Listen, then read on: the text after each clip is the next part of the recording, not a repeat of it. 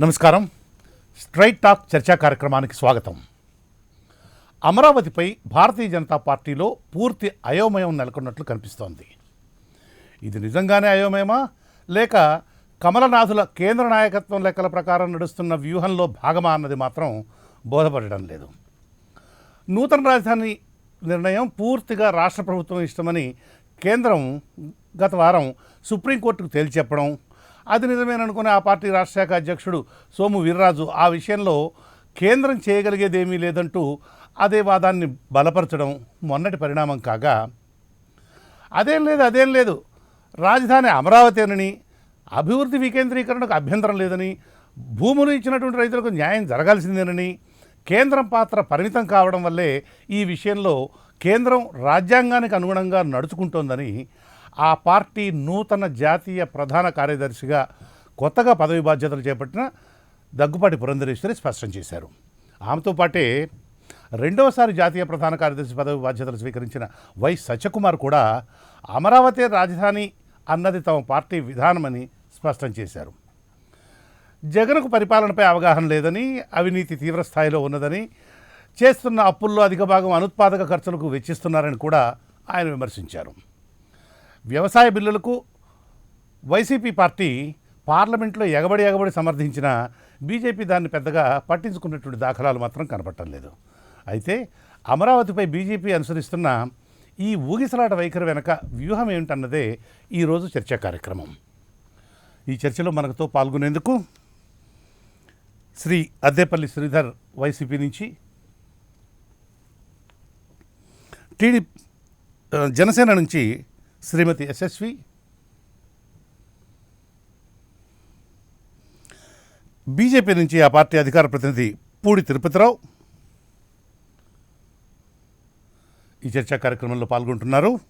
మరికొద్దిసేపట్లో Telugu Desam party మాజీ శాసనసభ్యులు శ్రీ ఆనందరావు గారు కూడా ఈ చర్చా కార్యక్రమంలో పాల్గొంటారు.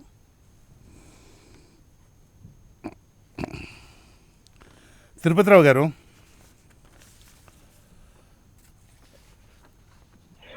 భారతీయ జనతా పార్టీ అమరావతి విషయంలో అనుసరిస్తున్నటువంటి వైఖరిలో ఏదో ఒక ఊగిసలాట అనేటువంటిది కనబడుతోంది. దీన్ని ఎట్లా ఎక్స్ప్లెయిన్ చేస్తారు? ఆల్రెడీ ఇంట్రడక్షన్ వినే ఉండి ఉంటారు. దీన్ని ఎట్లా ఎక్స్ప్లెయిన్ చేస్తారు?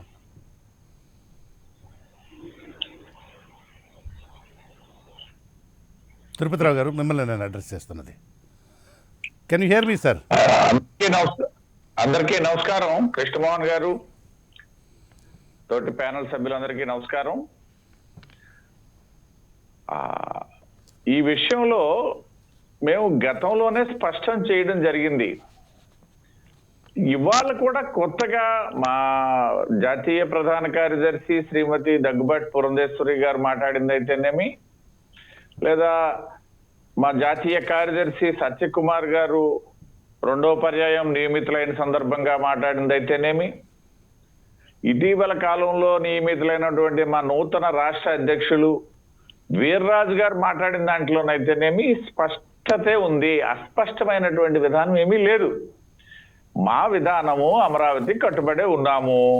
అమరావతి అక్కడ రైతుల అభివృద్ధి కానీ, లేకపోతే ఆ సిఆర్డిఏతో ఉన్నటువంటి ఒప్పందాలు కానీ, లేకపోతే 64,000 ప్లాట్లు రైతులకి డెవలప్ చేసి ఇవ్వడంలో కానీ, లేకపోతే ఏదైతే అక్కడ మిగులుగా ఉన్నటువంటి 9,000 ఎకరాల సంబంధించి కూడా ఒక సమగ్రమైనటువంటి ప్రణాళికతో దాని అభివృద్ధికి సమగ్రమైనటువంటి ప్రణాళికతో వెళ్ళమని కానీ ఇవన్నీ మేము మొదటి నుండి మాట్లాడుతున్నదే. దాని అర్థం ఏంటి? అమరావతి అభివృద్ధికి మేము కట్టుబడి ఉన్నాము, అక్కడ రైతుల తాలూకా ప్రయోజనాలకు కట్టుబడి ఉన్నాము. ఇవాళ మాట్లాడింది కూడా పురంధేశ్వరి గారు. ఇంకొక విషయం, ఏదైతే అఫిడవిట్లకు సంబంధించి కోర్టులకు ఇచ్చినటువంటిది, అది కూడా మేము స్పష్టం చేశాం. ఏదైతే కేంద్ర ప్రభుత్వము రాజ్యాంగ పరిధిలో తన తాలూకా విధులు నిర్వర్తించేటప్పుడు కోర్టులు అడిగేటప్పుడు ఇచ్చినటువంటిది, అందులో రాష్ట్ర ప్రభుత్వాల ప్రమేయమే ఉంటుంది రాజధాని నిర్ణయంలో. ఆవేళ టీడీపీ రాష్ట్ర ప్రభుత్వం, ఇవాళ వైసీపీ రాష్ట్ర ప్రభుత్వం, ఏదైనా రాష్ట్ర ప్రభుత్వమే. కేంద్రం తాలూకా పాత్ర లేదని చెప్పేసి చెప్పడం జరిగింది తప్పిస్తే, ఆ ఎఫిడవిట్ వేసిన సందర్భంగా కేంద్ర ప్రభుత్వం ఏమన్నా 3 రాజధానులకు మేము అనుకూలంగా ఉన్నామని చెప్పలేదు కదా. మీరు గతంలో చర్చించేటప్పుడు కూడా చెప్పారు ఏ క్యాపిటల్ విషయమై మీరు చక్కని విశ్లేషణ ఇచ్చారు గత చర్చలో కూడా. ఆ ఏ క్యాపిటల్ ఇన్ దట్ సెన్స్ మూడైనా ఉండొచ్చు లేకపోతే ఒకటైనా ఉండొచ్చు అని ఉంది, కానీ మూడు ఉండొచ్చు అని చెప్పేసి ఖచ్చితంగా ఇచ్చినప్పుడు వీటి ఏమీ లేదు అక్కడ. ఒక్క నిమిషం తిరుపతిరావు గారు, దానికి ఏ క్యాపిటల్ అన్నటువంటి దానికి ఆ రోజు చర్చలో పాల్గొన్నటువంటి తెలుగుదేశం పార్టీ ప్రతినిధి ఏ క్యాపిటల్ అంటే ఒక క్యాపిటల్ అనేటువంటి విచిత్రమైన కాస్తంత వికృతమైనటువంటి అన్ఫేర్ భాష్యం చెప్పడంతో నేను అలా చెప్పాల్సి వచ్చింది. అంటే ఏదో చెప్పండి ప్లీజ్. పెద్దలు మీరు చెప్పిన దాంట్లో నేను తప్పడట్లేదు, ఆయన అనుకున్న దాంట్లో తప్పట్లేదు. ఎందుకంటే ఒక మాట మనం మాట్లాడేటప్పుడు ఎదుటి వాళ్ళు ఎవరికి అనుకూలంగా వాళ్ళు తీసుకుంటారు. ఎదురుగా ఇద్దరు వ్యక్తులు ఉంటే ఒకే వ్యక్తి ఉండేటప్పుడు ఒకేలాగా తీసుకోవడానికి అవకాశం ఉంటుంది, చెడ్డైనా మంచైనా. కాబట్టి తెలుగుదేశం సోదరులు వారికి అనుకూలంగా తీసుకున్నారు, దానికి మనం ఏమి తప్పు పట్టాల్సింది లేదు, లేదా దాని గురించి మనం ఏమన్నా పెద్దగా ఆలోచించాల్సింది కూడా లేదు. అయితే చిన్న మాట తిరుపతిరావు గారు ఒక చిన్న మాట.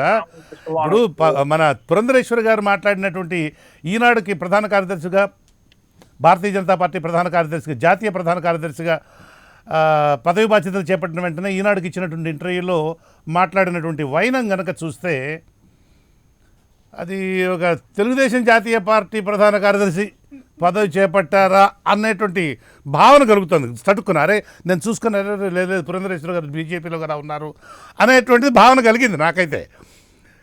అంటే వైసీపీ మీద అంతటి అటాక్ చేయలే ఆవిడ, సారీ టీడీపీ మీద అంతటి అటాక్ చేయలే ఆవిడ. వైసీపీ మీద మాత్రం విరుచుకుపడ్డారు. నేనేమైనా పొరపాటుపడి ఉండొచ్చు, కానీ అది గమనించినటువంటి తీరు మాత్రము ఈ విధంగానే అనిపించింది. సార్ తిరుపతిరావు గారు మీరే. కృష్ణమోహన్ గారు, ఇప్పుడు వారు ఇచ్చింది ఒక్క ఈనాడికే కాదండి, వేరే పేపర్లో వచ్చింది, వేరే ఛానల్స్ లో కూడా వచ్చింది, ఒకటే భావాన్ని వ్యక్తపరిచారు. ఇక్కడ గమ్మత్తైన విషయం ఏంటంటే మా తమ్ముడు అక్కడ అద్దేపల్లి శ్రీధరు ఆ విధంగా ప్రశ్నించాల్సింది మీకు కూడా అదే డౌట్ వచ్చేస్తుంది. అంటే ఏంటంటే నేను ఇందా చెప్పాను వాళ్ళ మీ తాలూకా వ్యాఖ్యానం నేపథ్యంలో తెలుగుదేశం వాళ్ళు ఆ విధంగా తీసుకున్నారు, తప్పేంటి, వాళ్ళు అలాగే తీసుకున్నారు. ఇక్కడ కూడా అంతే. నేను స్పష్టం చేయాల్సింది కృష్ణమోహన్ గారు, మీకు అర్థమయ్యింది, అర్థమయ్యే వాళ్ళకి అర్థమవుతుంది. ఇక్కడ కూడా ఎవరి కోణంలో వాళ్ళు తీసుకున్నప్పుడే ఆ భావన వస్తుంది తప్పిస్తే భారతీయ జనతా పార్టీ స్టాండ్ లో ఏదైతే నూతనంగా వచ్చి రాష్ట్ర అధ్యక్షుడు ఈ వేళకి 2 నెలల సమయం అయ్యింది, వీర్రాజు గారు చెప్పిందైనా 2 రోజుల సమయం అయినటువంటి పెద్దలు పురంధేశ్వరి గారు కానీ సత్యకుమార్ గారు కానీ చెప్పిన విషయం అంతా ఒకటే, ఇందులో వేరేదేమీ లేదు. తీసుకున్నటువంటి సందర్భము, తీసుకున్నటువంటి వ్యక్తుల ఆలోచన, రాసుకున్నటువంటి పేపర్ల ఆలోచన, వేసుకున్నటువంటి ఛానల్ ఆలోచన నేపథ్యంలోనే ఉంటుంది. మీలాంటి విజ్ఞులకైతే కన్ఫ్యూజ్ ఉండదు అని చెప్పేసి నేనైతే భావిస్తున్నాను. మాకైతే కన్ఫ్యూజన్ ఏమీ లేదు. యద్భావం తద్భవతి. మీరు ఎలా ఓకే అయితే మీరు ఎలా భావిస్తే మీకు ఎలా భావిస్తే అలా కనపడుతుంది, వినపడుతుంది. కృష్ణమోహన్ గారు అదే సందర్భంలో నేను ఒక విషయాన్ని ఇక్కడ ప్రస్తావిస్తున్నా. ఏదైతే విజయసాయి రెడ్డి గారి వ్యాఖ్యల్ని మేము తీవ్రంగా ఖండిస్తున్నాం. వస్తున్నా దానికి వద్దాం తిరుపతిరావు గారు, దానికి వద్దాం. మాట్లాడండి, అనుకూలంగా మీరు మాట్లాడండి, లేదా చేయండి. కులం పేరు పెద్దలు పురంధేశ్వరి గారికి మన తిరుపతిరావు గారు, నేను దానికి వస్తాను, ఆ సబ్జెక్ట్ కి వస్తాను. ఒక పెద్ద తలకాయగా ఉన్నటువంటి వ్యక్తి చేయాల్సింది కాదు. ఒక్క నిమిషం నా మాట వినండి. మనం చర్చ గంటకు పైగా సాగుతుంది. ఒక పెద్ద మనిషి ఆ విధంగా వ్యాఖ్యానించడానికి మాత్రం మేము ఖచ్చితంగా తప్పుపడుతున్నాం. దయచేసి మాత్రం రెండో ఆలోచన ఏమీ లేదు. అదైతే కులం పేరుతో అదే కులం పేరుతో అన్నారా లేదా అనేది కూడా ఆలోచిద్దాము. తిరుపతిరావు గారు, మిగతా క్వశ్చన్లు కూడా ఒకసారి నన్ను హలో చెప్పనివ్వండి. చెప్పిన తర్వాత మనం తదుపరి ఇటువంటి విషయాలన్నింటినీ కూడా చర్చిద్దాం. ఆనందరావు గారు నమస్కారం. అదే నిన్న పురంధరేశ్వర్ గారు ప్రెస్ కాన్ఫరెన్స్ పెట్టి భారతీయ జనతా పార్టీ జాతీయ ప్రధాన కార్యదర్శిగా పదవి బాధ్యతలు చేపట్టిన సందర్భంగా ఆవిడ చేసినటువంటి రిమార్క్స్ కానీ తర్వాత విమర్శలు కానీ వాటిని కనుక పరిశీలించేట్లయితే అమరావతి విషయంలో బీజేపీ పరస్పర విరుద్ధమైనటువంటి స్టాండ్స్ తీసుకుంటున్నదా, ఏదన్నా డోలాయమాన పరిస్థితి ఉన్నదా, లేదన్నా కొంచెం ఏదైనా అయోమయంలో ఉన్నదా? ఈ అయోమయంగా ఒకవేళ ఉండేట్లయితే ఇది ఏదన్నా పథకంలో వ్యూహంలో భాగంగా ఉన్నదా, లేకపోతే నిజంగానే అయోమయ పరిస్థితి ఉందా? ఎందుకంటే మొన్న వీర్రాజు గారు చేసినటువంటి ప్రకటనకి నిన్న మేడం చేసినటువంటి ప్రకటనకి తేడా ఉన్నది. ఇప్పుడు అన్నిటికీ ప్రకటనల కంటే కూడా సార్, జగన్మోహన్ రెడ్డి గారు గెలిచినప్పటి నుంచి ఈ 16 నెలల కాలంలో బీజేపీ వారి ప్రవర్తన, వారి నిర్ణయాలు, వారి మాటల మీద, అలాగే గత ప్రభుత్వం చంద్రబాబు నాయుడు గారు ముఖ్యమంత్రిగా ఉన్నప్పుడు మోడీ గారు వచ్చి శంకుస్థాపన చేయటము, అలాగే ఎస్ఆర్ఎం యూనివర్సిటీనేమో వెంకయ్య నాయుడు గారు శంకుస్థాపన చేయటము, సుప్రీంకోర్టు సీజే గారు వచ్చేమో హైకోర్టుకు శంకుస్థాపన చేయటము, అలాగే కేంద్రం ఏమో రాజధానికి డబ్బులు ఇవ్వటము, ఇవన్నీ. అలాగే దానికంటే ముందు ఈ 2 రాష్ట్రాలు విడిపోవటానికి ప్రధాన కారణమైనటువంటి కాంగ్రెస్ తీసుకున్న నిర్ణయానికి బీజేపీ జై కొట్టడము, జై కొట్టక ముందు ఆ జై కొట్టిన తర్వాత పార్లమెంటులో మీ ఉద్దేశం రాష్ట్ర విభజన? ఇదే బీజేపీ నాయకులు, ఇదే బీజేపీ. ఆనందరావు గారు, అంటే మీరు రాష్ట్ర విభజనను ప్రస్తావిస్తున్నారా? మీరిద్దరూ మాట్లాడుకున్న మాటలు నేను చాలా ఓపికగా విన్నాను. లేలే, నేను అడుగుతున్నాను, నేనే ఇంటరప్ట్ చేయలే.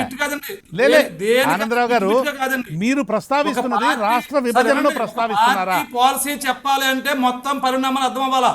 అట్లా కాదు ఆనందరావు గారు, నేను అడిగేది రాష్ట్ర విభజనను ప్రస్తావిస్తున్నారా అని అడిగాను నేను, అంతే, అంత మించి ఏం అడగలే.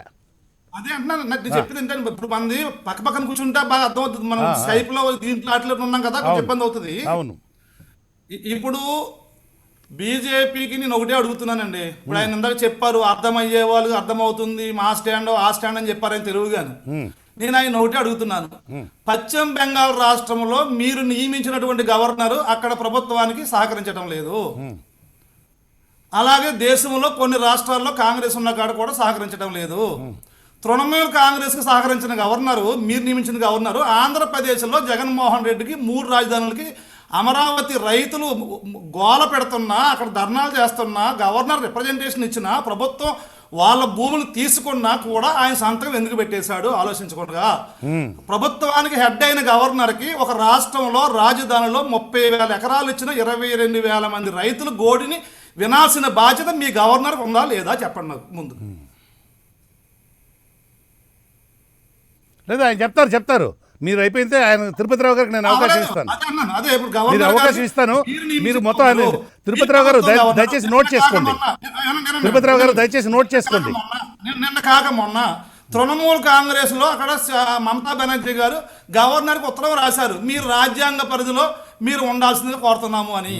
ఒక రాష్ట్రంలో ఒకలాగా, ఒక రాష్ట్రంలో ఒకలాగా. అసలు ఆంధ్రప్రదేశ్ రాష్ట్రంలో వైఎస్ఆర్సీపీ ప్రభుత్వంలో ఈవేళ తీసుకున్నటువంటి 3 రాజధానుల నిర్ణయంలో రైతులు డిస్ప్యూట్ లేనప్పుడు మీ గవర్నర్గా సంతకం పెట్టేస్తే అర్థం ఉంది. గవర్నర్ గారు రైతులు కలిసారా లేదా, వాళ్ళు మొర పెట్టుకున్నారా లేదా, ఆ మొరని గవర్నర్ గారు ఈ రాష్ట్ర యొక్క ప్రభుత్వ అధినేతగా ఏం పట్టించుకున్నారో చెప్పాలి సమాధానం ఫస్ట్ బీజేపీ వాళ్ళు. రెండోది, ఈ వేళ కూడా ఇప్పటికి కూడా మీరు ఆంధ్రప్రదేశ్ రాష్ట్రాన్ని విడదీసిన తర్వాత ఆంధ్రప్రదేశ్ రాష్ట్రానికి ఇవ్వాల్సిన ప్రత్యేక హోదా కానీ నిధులు కానీ మీరు ఇంతవరకు సక్రమంగా ఇవ్వలేదు. మూడోది, ఈ జగన్మోహన్ రెడ్డి గారు ప్రత్యేక హోదా కోసం ఎలక్షన్ ముందు మాట్లాడిన మాటలు ఇప్పుడు మాట్లాడటం లేదు.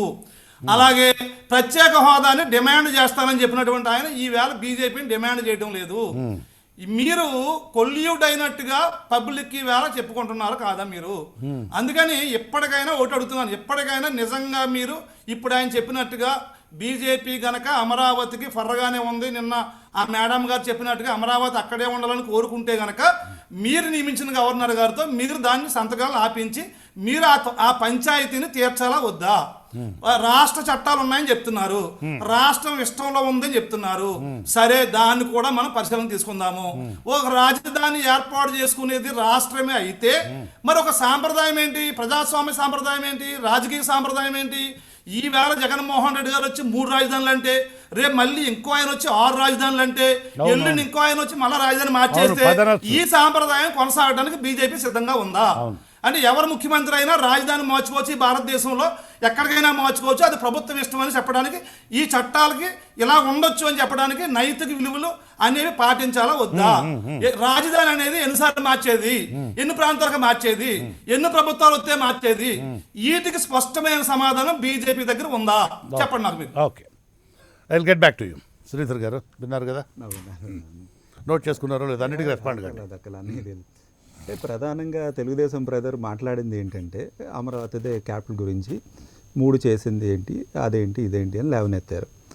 బ్రదర్ గ్రహించవలసింది ఏంటంటే చాలా రాష్ట్రాల్లో, పెద్ద రాష్ట్రాల్లో లేకపోతే చిన్న రాష్ట్రాల్లో 2 కానీ 3 కానీ ప్రధానమైన పట్టణాల్లో చాలా యాక్టివిటీస్ నడుస్తున్నాయి ఆల్రెడీ. అంటే మహారాష్ట్ర తీసుకుంటే ముంబైను, పూణే, నాగపూర్, ఈ 3 ప్రధానమైన ప్రదేశాల్లో కూడా వివిధ గవర్నమెంట్ ఆఫీసెస్, హైకోర్టులు, బెంచ్లు ఇవన్నీ ఉన్నాయి. అదే మన కర్ణాటక తీసుకుంటే బెంగళూరు, మైసూరు, గుల్బర్గా, అలాగే ఇంకో ప్రదేశం 4 ప్రదేశాల్లో అక్కడ డిస్ట్రిబ్యూట్ అయింది. అదే జమ్మూ కాశ్మీర్ తీస్తే జమ్మూ కాశ్మీరు. రీసెంట్గా మమ్మల్ని ఫాలో అయ్యారు అని అనొచ్చేమో, ఉత్తరాఖండ్ కూడా డెహ్రాడూన్ క్యాపిటల్ ఉండగా గర్సేన్ అని చెప్పి ఇంకో ప్రదేశంలో కొత్త క్యాపిటల్, గ్రీన్ క్యాపిటల్ని కొత్తది స్టార్ట్ చేస్తున్నారు. బ్రదర్కి ఇవేమీ పట్టవు. ఆయన లేవనెత్తింది ఏంటంటే గవర్నర్లు సీఎంలతో ఫైట్ చేయాలంట. అక్కడ నాన్ కోఆపరేట్ చేయాలి. అదే నాన్ కోఆపరేట్ చేయాలంటే ఫైట్ చేయాలంట. సరిగ్గా విన్నారు సార్ మీరు. ఎక్కడన్నా కూడా కోరుకునేది ఏంటంటే రాష్ట్ర సీఎం కానీ గవర్నర్ కానీ కోఆపరేటివ్ స్పిరిట్లో ప్రజలకు మేలు చేసే విధంగా ఉండాలి అని చెప్పి కోరుకోవాలి. అక్కడ కోఆపరేట్ చేయట్లేదు, ఇక్కడ కోఆపరేట్ చేయట్లేదు, కాబట్టి ఇక్కడ కూడా కోఆపరేట్ చేయకూడదు అని చెప్పి డిమాండ్. బ్రదర్ మీరు ఏం మాట్లాడినా కూడా నవ్వుకుంటూ విన్నాను. బ్రదర్ ఓపిక పట్టాలి. దయచేసి మనం ఒకళ్ళ తర్వాత ఒకళ్ళు మాట్లాడాలి. మీరే అన్నారు అందరికీ వస్తుంది, అందరికీ టర్న్ వస్తుంది సార్. దయచేసి గవర్నర్ గారు ఆయన చదువుకున్న వ్యక్తే అండ్ రాజకీయం కూడా సీనియర్, ఆంధ్ర రాష్ట్ర గవర్నర్ గారు. అండ్ ఆయన లీగల్ అడ్వైస్ తీసుకున్నారు. ఆ వారం రోజులు పెద్ద పెద్ద ఆర్టికల్స్ రాశారు పత్రికలో. ఏంటి, గవర్నర్ గారు ఇలాగే చెయ్యాలి, గవర్నర్ గారు ఇలాగే చేస్తే కరెక్ట్ అని చెప్పి పెద్ద పెద్ద పత్రికల్లో పెద్ద రాశారు, వాళ్ళకి కావాల్సిన వంతపాడే పత్రికల్లో. అది కాకుండా టీవీ చర్చల్లో పెట్టారు, దానికి విశదీకరించారు వీళ్ళందరూ కూడా. అక్కడ ఉన్న అమరావతి రైతులు. సో అమరావతి రైతులు మేమందరం కూడా సహకరిస్తున్నాం. ఆంధ్ర రాష్ట్రమే కాదు, భారతదేశంలో కూడా లేకపోతే ఇతర దేశాల్లో ఉన్న వాళ్ళు కూడా అమరావతి రైతులకి న్యాయం జరగాలి, అటు వాళ్ళకి ఏదైతే అగ్రిమెంట్ ఉన్నదో అది ఫుల్ఫిల్ అవ్వాలి, అది మా బాధ్యత. ఏ ప్రభుత్వాన్ని ఫుల్ఫిల్ చేయాలనేది నేను బలంగా నమ్ముతాను. నష్టం జరగద్దు, నష్టం కాదు, వాళ్ళు మేలైన విధంగా ప్యాకేజ్ ఏంటి, ఇదివరకు మీద మన హయ్యర్ కాంపెన్సేషన్ ఇస్తున్నాం, ఇదివరకు మీద ఒక 5 సంవత్సరాలు పెంచాం. ఇదివరకున SC/ST మైనార్టీ లేదా మన SC/ST కాదు SINE రైతులకి పట్టా రైతులకి వ్యత్యాసం ఉన్నది, కాంపెన్సేషన్ అంటే ల్యాండ్ కాంపోనెంట్, అది సమానం చేసాం. ఇవన్నీ మార్పులు తీసుకుని వచ్చాం. మొన్న అమరావతి రైతులు ఢిల్లీలో వెళ్ళి ప్రధానంగా కలిశారు. అమరావతి రైతులు ఎవరెవరు అంటే అక్కినేని వనజ గారు, రాహిపాటి శైలజ గారు, ఖమ్మంపాటి శిరీష్ గారు. అదేంటో మీరు ఒత్తి పలుకుతున్నారు అంటే తెలియాలి కదా, ఒత్తి పలకడంలో ఏమైనా వేరే రకమైనటువంటి ధ్వని అటువంటివన్నిటికి అవకాశం ఇస్తున్నారు మీరు, ఇవ్వకండి. వీళ్ళందరూ కూడా రిప్రజెంట్ చేస్తున్నారు. నిజంగా అక్కడ సామాన్య రైతులు చాలామంది ఉన్నారు. ఇక్కడ ఎందుకంటే ఢిల్లీకి వెళ్ళి నలుగురిని కలిసినప్పుడు ఫోటోలు వస్తాయి ఇవి వస్తాయి. ఇదే ఎపిసోడు కొంతమంది మెన్ వెళ్ళినప్పుడు కూడా ఇదే జరిగింది. ఈ 3 బిల్డర్స్ రిప్రజెంటేషన్ ఇచ్చారు. బిల్డర్స్ అంటే రైతు గవర్నమెంట్కి లాస్ట్ టైం ఒకసారి ఒక బ్యాచ్ వెళ్ళారు, ఇప్పుడు ఆ లేడీస్ బ్యాచ్ వెళ్ళారు, అప్పుడు మెన్ బ్యాచ్ వెళ్ళారు. ఆ మెన్ బ్యాచ్లో కూడా ఒకే వర్గం చెందిన వాళ్ళు బిల్డర్స్. ఒక ఆయనేమో గుంటూరు బిల్డర్, ఒక ఆయనేమో విజయవాడలో బిల్డర్ రికగ్నైజ్డ్, ఆయనకు ఒక పోస్ట్ కూడా ఉంది. కన్స్ట్రక్షన్ యాక్టివిటీలో వాళ్ళు రిప్రజెంటేషన్ ఇచ్చారు అమరావతి రైతుల తరఫున. ఇవ్వకూడదని ఏం లేదు, వాళ్ళ రిప్రజెంటేషన్లు ఎలాగ ఉంటాయని చెప్తున్నాం. సత్యకుమార్ స్టేట్ సెక్రటరీ కింద మాట్లాడాడు. అతనేం మాట్లాడతాడు, ఆయన కూడా జాతీయ కార్యదర్శిగా, అదే స్టేట్ సెక్రటరీ, జాతీయ స్టేట్ సెక్రటరీ. మొన్నే మరి నేషనల్ జనరల్ సెక్రటరీ గారు మాట్లాడిన తర్వాత మనం ఇమ్మీడియట్గా మనం వ్యతిరేకించలేం కదా. ఈ స్టేట్ సెక్రటరీ కూడా ఇన్ఫ్లుయెన్స్ ఎక్కడి నుంచి వస్తుంది, వెంకయ్యనాయుడు గారి దగ్గర పనిచేసిన వ్యక్తి. సో ఆ ఈక్వేషన్. దగ్గుపాటి పురంధేష్ గారు కూడా ఈ రైతులు మీటింగ్కి ఆన్లైన్లో మాట్లాడారు. మీరు అన్నారు కదా తెలుగుదేశం నేషనల్ జనరల్ సెక్రటరీగా మాట్లాడారు అనిపించినట్టు. పొరపాటు పడ్డాను. అది మీరు పొరపాటు పడ్డారు. అది ఆన్లైన్లో ఈ అమరావతి వాళ్ళతో మాట్లాడింది మీరు వినాలి, యూట్యూబ్లో ఉంది, అన్ని చోట్ల ఉన్నది. ఆవిడ మాట్లాడిన దానికి బీజేపీ లైన్కి చాలా వ్యత్యాసం ఉంది, చాలా వ్యత్యాసం ఉంది. ప్రధానంగా మనం కోరుకునేది ఏంటంటే national government has said is the state prerogative. National BJP as a policy ఏమీ చెప్పలేదు. నేషనల్ బీజేపీ, రాష్ట్ర బీజేపీ ఏమన్నదంటే 64,000 మందికి ప్లాట్లు రావాలి, కరెక్ట్, వారికి వచ్చే విధంగా ఉండాలి, వాళ్ళకి డెలివరీ అవ్వాలి, అది అక్కడ రోడ్లు, కరెంటు, నీళ్లు అవంతా ఇవ్వాలి. అది ప్రధానమైన అంశం. రెండో అంశం వాళ్ళ రాయలసీమ డిక్లరేషన్లో ఏంటంటే కోర్టు కర్నూలులో ఉండాలని. ఈ రెండు ఏంటంటే స్టిక్. మేము మూడో ఆస్పెక్ట్ అంటే విశాఖపట్నం కూడా డెవలప్ సీఎం ఇల్లు కూడా రాయలసీమలో ఉండాలన్నారులేండి. అదే ఇంక తర్వాత రాయలసీమ డిక్లరేషన్ తెలంగాణకి ఆంధ్రకి తప్ప ప్రత్యేక ఆంధ్ర కాదండి. వస్తున్నాను ఆనంద్. రాయలసీమ డిక్లరేషన్ అనేది తెలంగాణకి ఆంధ్రకి ఒప్పందం ఉంది. ఒక రౌండ్ లో మొత్తాన్ని నేను పలకరించిన తర్వాత మనం డీటెయిల్డ్ గా వెళ్దాం. జెంటిల్మెన్స్ అగ్రిమెంట్ గురించి మాట్లాడారు తెలుగుదేశం బ్రదర్ రీసెంట్గా. రెస్పాండ్ కాకండి మీరు చెప్పేది. అది కదా ఆయన తెలియాలి కదా, ఆయన జెంటిల్మెన్స్ అగ్రిమెంట్ దాంట్లోకి వెళ్ళిపోతున్నాడు. అది 1953, బట్ ఆ నేపథ్యంలో కూడా ఉంది. అది ఏదేమైనా బ్యాక్వర్డ్ డిస్ట్రిక్ట్ రాయలసీమలో 4 జిల్లాలు ఉన్నాయి. ఆ జిల్లా కూడా ఒక ఇంపార్టెన్స్ కావాలి. నేను లేవనెత్తి ఈస్ట్ వెస్ట్ ఏముందండి? ఈస్ట్ వెస్ట్ ఉందా? Okay will go into details. Brother రాజధాని మధ్యలో ఉండాలా? అన్ని మధ్యలో ఉండాలా? బ్రదర్ ఓకే పట్టండి కొంచెం సేపు. ఏంటంటే ఒక నేషనల్ పాలసీ ఉన్నది భారతదేశంలో, స్టేట్ పాలసీ ఉన్నది, దానికి ఒక బెంచ్ మార్క్ ఉంటుంది. ఆ బెంచ్ మార్క్ బేసిస్ చేసుకుని రీసెర్చ్ సైంటిస్టులు అందరూ బేస్ చేసుకుని ఆంధ్ర రాష్ట్రంలో శ్రీకాకుళం, విజయనగరం, విశాఖపట్నం బ్యాక్వర్డ్ జిల్లాలు, రాయలసీమ 4 జిల్లాలు బ్యాక్వర్డ్ జిల్లాలు అని చెప్పి వాళ్ళు ఫైనలైజ్ చేశారు. నేను మీరు ఫైనలైజ్ చేసింది కాదు. అది ఈ రోజుకి కూడా విశాఖపట్నం కూడా బ్యాక్వర్డ్ జిల్లా అంటున్నారు. ఏంటి అక్కడ పోర్ట్ ఉంది, ఇంటర్నేషనల్ ఎయిర్పోర్ట్ ఉంది, బ్రహ్మాండమైన సిటీ ఉంది. ఎవరు కట్టిందిలేండి, సహజంగా ఏర్పడింది. అది వేరు. ఇప్పుడు 4,000 ఇస్తున్నారు సెంట్రల్ గవర్నమెంట్ విశాఖపట్నం పోర్ట్కి డెవలప్మెంట్కి 4,000 ఇస్తున్నారు. మిగతా 9 షిప్పింగ్ హార్బర్స్ మేము కొత్తగా ప్రమోట్ చేసిన దానికి 1,500 కోట్లు ఇస్తున్నారు సెంట్రల్ గవర్నమెంట్ స్కీమ్లో ప్రకారంగా. అంటే అలా కాదు, నేనంటే విశాఖపట్నం అంత డెవలప్మెంట్ ఉన్నా కూడా జిల్లాని బ్యాక్వర్డ్ కింద ఈ రోజు కూడా ఐడెంటిఫై చేస్తున్నారు. సో ఆ జిల్లాలకి రిప్రజెంటేషన్ కావాలి కాబట్టి ఆ రోజు రాయలసీమ డిక్లరేషన్ బీజేపీ ఎలక్షన్లో అన్నది మేము ఈరోజు ఇంప్లిమెంట్ చేసే కెపాసిటీ ఉన్నది కాబట్టి ఇంప్లిమెంట్ చేయడానికి వెళ్తున్నాం. దానికి కోర్టు పరంగానే లేకపోతే వీళ్ళు మాట్లాడుతున్నారు. బట్ ఏదేమైనా కూడా బీజేపీకి క్రిస్టల్ క్లారిటీ ఉండాలి. ఏంటంటే అన్ని చోట్ల ఉండడానికి కుదరదు, ఏదో ఒక స్టాండ్ తీసుకోవాలి. నేను అక్కడ ఎలా మాట్లాడతాను, మీరు ఇక్కడ మాట్లాడతాను, మీరు మాట్లాడతా అంటే ప్రజలు కూడా అలాగే చూస్తారు. Very clear. ఓకే యశస్వి గారు, మీరు భారతీయ జనతా పార్టీ బాగా చట్టాపట్టాలు వేసుకొని తిరుగుతున్నారు, ఓపెన్గానే ప్రకటించేశారు కూడా. అదేంటి జనసేన నాయకుడు పవన్ కళ్యాణ్కి ఉన్నటువంటి ప్రజాకర్షణ శక్తి, మాకున్నటువంటి సంస్థాగత నిర్మాణము, ఈ రెండు గనక కలిసేట్లయితే ఖచ్చితంగా తెలుగుదేశం పార్టీ అటు వైఎస్ఆర్సీపీకి ఉన్నటువంటి కులబలం, ధనబలాన్ని ఎదిరించి అధికారంలోకి రాగలుగుతాము అని అంటూ కూడా చెప్పారు.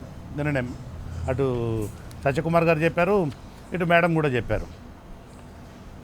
ఈ కాంటెక్స్ట్లో ఈ అమరావతి మీద వస్తున్నటువంటి ఈ పరస్పర విరుద్ధమైనటువంటి స్టేట్మెంట్స్ గురించి మీరేమనుకుంటారు? ఎందుకంటే మీరు ప్రాంతీయ స్థాయిలో వాళ్ళ పక్షాన ఉన్నటువంటి వాళ్ళు, అదేమో జాతీయ స్థాయిలో ఉన్నటువంటి పార్టీ, ఎలా రెస్పాండ్ అవుతారు?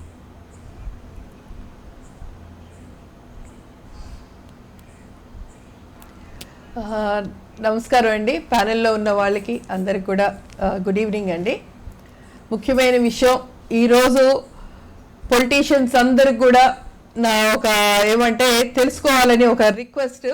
భగత్ సింగ్ గారు ఒక పేట్రియాటే కాదు, ఒక పెద్ద లీడర్. ఆయన జయంతి ఈరోజు. అందరం కూడా ఒక డ్యూ రెస్పెక్ట్స్తో మన ఆయన విషెస్ జనసేన తరపు నుంచి అందరికి కూడా విషెస్ చెప్తున్నానండి. ఇకపోతే అండి, ఈరోజు బీజేపీ జనసేన అన్నది ఒక ఐడియాలజీ మీద మేము ఫైట్ చేస్తున్నాం, ఒక ఐడియాలజీ మీద. దాంట్లో ఒక ఆస్పెక్ట్ ఈరోజు రైతుల విషయం, అమరావతి క్యాపిటల్. దాంట్లో పెద్ద కన్ఫ్యూషన్ ఏం లేదండి, చాలా క్లియర్గా బీజేపీ ఉన్నారు, మేము కూడా చాలా క్లియర్గా ఉన్నాం. దాని గురించి పెద్ద డిబేట్స్ అందరం పెట్టుకున్నా రైతుల పక్షాన డే 1 నుంచి పవన్ కళ్యాణ్ గారు ఉన్నారు. దానికి సంబంధించి మేము మొన్న ఒక ఎఫిడవిట్ కూడా హైకోర్టులో వేయడం జరిగింది. చాలా విషయాల్లో పవన్ కళ్యాణ్ గారు ముందు వచ్చి, అన్ని పార్టీల కంటే మొట్టమొదటి వచ్చింది పవన్ కళ్యాణ్ గారే. అది అందరు కూడా ప్యానెల్లో ప్రతి ఒక్కరికి తెలుసు. అదే స్టాండ్ మీద డే 1 నుంచి ఉన్నాం. ఈరోజు అందరికీ కన్ఫ్యూజన్ అనవసరంగా కొన్ని విషయాల్లో, అది మీడియా అని నేను ప్రత్యేకించాను, ఒక్కొక్కళ్ళు కన్ఫ్యూజ్ చేస్తున్నారు ప్రజల్ని. ఆనెస్ట్లీ ఇక్కడ కన్ఫ్యూషన్ ఎందుకు వస్తుందండి? ఇప్పుడు సెంట్రల్ అనేటప్పుడు అక్కడ బీజేపీయే ఉండాలి అని ఏం లేదు కదా. అక్కడ క్లియర్గా బీజేపీ అక్కడ stand, central government cannot involve in the state capital అని వాళ్ళు ఎఫిడవిట్ దాఖలా చేయడం జరిగింది. It is like very clear stating that centre can't involve. అంతేగాని ఇక్కడ రైతుల పక్షాన మేము ఉండమని అప్పుడు చెప్పలేదు కదా. ఎందుకు అర్థం కావడం లేదండి? అక్కడ సెంటర్ అంటే అక్కడ బీజేపీ అవ్వచ్చు, కాంగ్రెస్ అవ్వచ్చు, any XYZ for that matter. So it is very clear while stating it. ఇప్పుడు స్టేట్ విషయంలో ఇక్కడ వస్తే రైతుల పక్షాన మేము ఉంటాము అని పురంధేశ్వరి గారు అన్నారు. ఆవిడన్న స్టేట్మెంట్కి ఎందుకంటే అంత ఉలుకుపాటు విజయసాయిరెడ్డి గారికి? ఎందుకు అలా ప్రాబ్లం వస్తుంది అంటే, ఒక మహిళ ఆవిడని గౌరవించాలని తెలీదా? అంటే మహిళల్ని గౌరవించి అంత సంస్కారం లేకుండా ఉన్నారా విజయసాయిరెడ్డి గారు? అంటే అంత ఏమైనా ఒక సంస్కారం లేని వ్యక్తిగా, అంటే ఒక ఎంపీగా ఉండి ఆయన ఏ హోదాలో ఎంత హుందాగా మాట్లాడాలి, అలాంటిది అలా మాట్లాడతారా? జాతీయ నాయకురాలా లేదా జాతి నాయకురాలా? ఏంటంటే స్టేట్మెంట్ ఈ జాతి గురించి, ఈ క్యాస్ట్ ఈక్వేషన్స్ వచ్చేది ఎవరు? జగన్మోహన్ రెడ్డి గారు ఓపెన్ ప్రెస్. ఒక్క నిమిషం యశస్వి గారు, ఇందులో జెండర్ ఇష్యూ ఏముంది? She's a politician, they are all politicians, they speak the political language. ఇందులో జెండర్ ఇష్యూ ఏమున్నది? Yeah, please explain. Yeah, I have to say some. Yeah, there is something called. Yeah, yes, I do explain. I want to explain here. ఏందో ladies first అని ఎందుకు అంటారు? గౌరవించడం, ఇక్కడ తోటి human కి గౌరవించడం నేర్చుకోవాలి. మహిళ అనేటప్పుడు 1% ఎక్కువ ఇస్తే నష్టం లేదు కదా. మన దేశం ఏంటి, మహిళలకు ముందు ఎక్కడైతే మహిళల్ని గౌరవిస్తారో దేవతలు ఉంటారు అని ఒక నానుడు సామెత కాదు, అందరూ బిలీవ్ చేసేదే. అందుకన్నారు పోనీ సరే మీ దృష్టిలో మహిళ అందరూ ఒకటే కదా జెండర్ అని అంటున్నారు, అంటే అందరు జెండర్ని మనం ఎక్కువ తక్కువలో చూడొద్దు అంటున్నారు. షీఈస్ అ పొలిటీషియన్ అంటున్నారు. కానీ పొలిటీషియన్ అయినా సరే అది ఏమన్నా స్టేట్మెంటా? ఆవిడ ఒక జనరల్ సెక్రటరీ, ప్రధాన జనరల్ సెక్రటరీగా ఆయన్ని అపాయింట్ చేసేటప్పుడు అయితే అప్రిషియేట్ చేయండి, లేదంటే ఊరుకోండి. అక్కడ క్యాస్ట్ ఈక్వేషన్స్ తెచ్చింది ఎవరో? విజయసాయి రెడ్డి గారు. Is it the way to? అది ఏమైనా హుందాతనం ఉందా అసలు? ఆయన అంటే ఒక పొలిటీషియనా లేకపోతే ఒక జాతికి నాయకుడా అండి ఆయన నేను అడుగుతున్నాను. జాతికి ఆయన నాయకుడా లేకపోతే ఒక రాజకీయ నాయకుడా? ఒక పద్ధతి మర్యాద పాటిస్తే ఆ పార్టీకి గౌరవం ఉంటుంది, ఆ నాయకులకి గౌరవం ఉంటుంది. నోరుంది కదా అని ఇష్టం వచ్చిన మాట్లాడకుండా ఆవిడన్న స్టేట్మెంట్ దాంట్లో ఏమైనా లొసుగులు ఉన్నాయా దాని గురించి మాట్లాడండి. ఆవిడేదైనా తప్పుగా అందా దాని గురించి మాట్లాడండి. ఎందుకండి జాతుల గురించి మాట్లాడుతున్నారు? క్యాస్ట్ గురించి ఈక్వేషన్స్ వీటి అన్నీ వచ్చేది ఈ పార్టీలోనే, ఈ నాయకుల్లోనే. అక్కడ జగన్మోహన్ రెడ్డి గారికే పెద్ద పర్వాలేదు, ఇంకా మిగతా నాయకులకి ఏముంటుంది? A1, A2 ఆ లెవెల్లో ఉన్న వాళ్ళు అందరూ అలానే మాట్లాడతారు. Small interruption madam, one second. ఈ పార్టీలోనే అన్నారు, అదేంటో అర్థం కాలేదు, కొంచెం ఎక్స్ప్లెయిన్ చేయండి.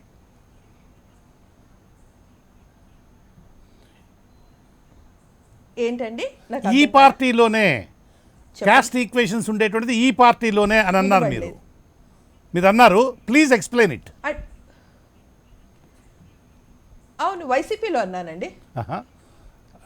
ఓకే, ప్లీజ్ ఎక్స్ప్లెయిన్ ఇట్ అంటే ఈ పార్టీలో అంటే ఒకసారి కరోనా, ఒకసారి నేను చెప్తానండి వినండి. కృష్ణమోహన్ గారు, కరోనా వచ్చేటప్పుడు మొట్టమొదట జగన్మోహన్ రెడ్డి గారు ఏం మాట్లాడారు ప్రెస్ మీట్లో మీకు తెలిసిందే కదా.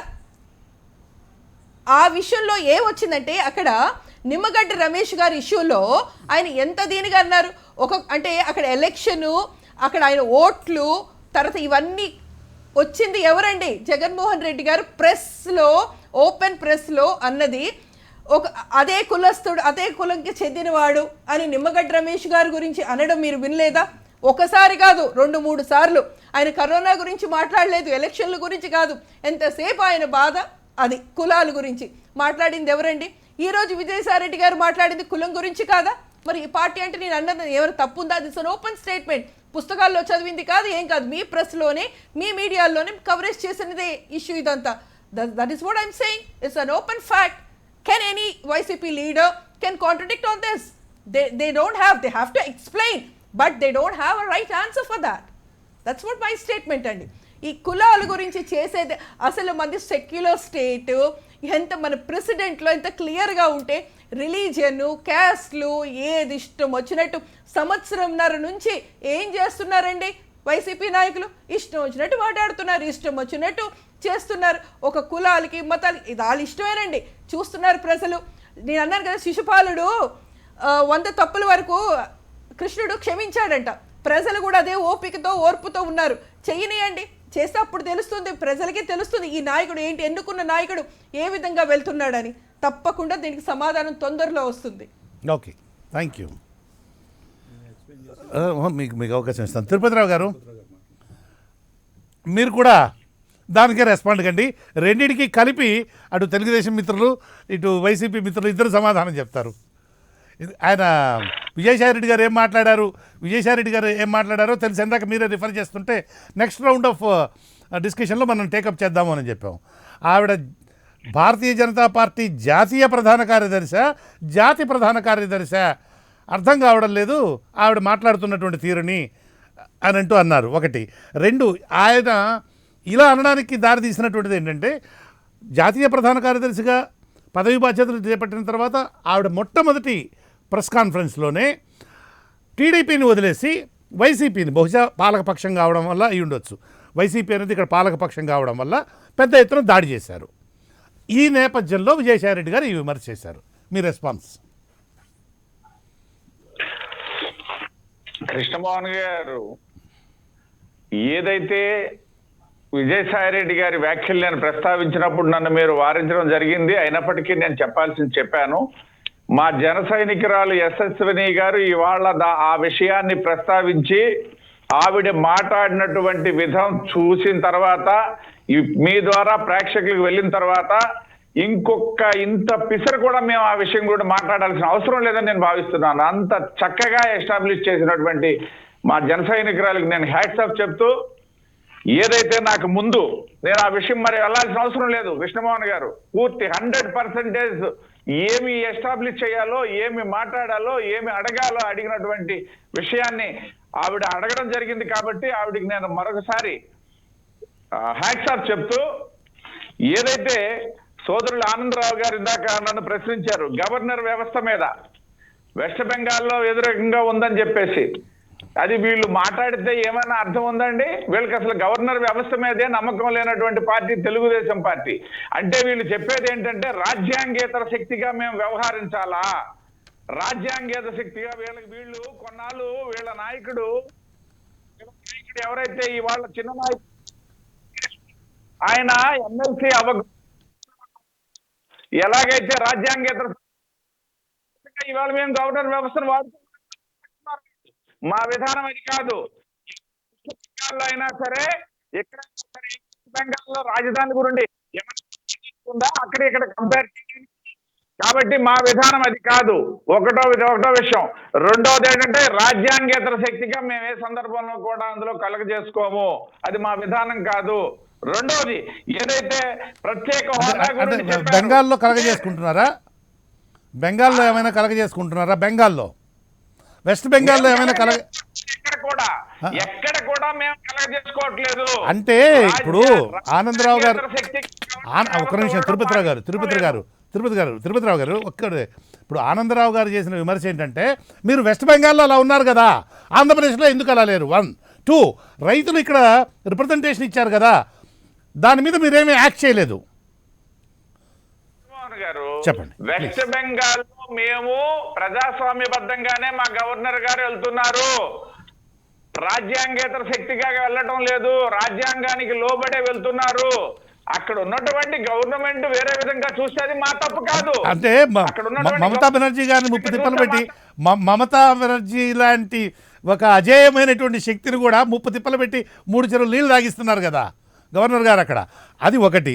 2 అప్పీల్ చేస్తున్నానండి. వినండి, చిన్న పిల్ రైతులు వేలాది మంది రైతులు.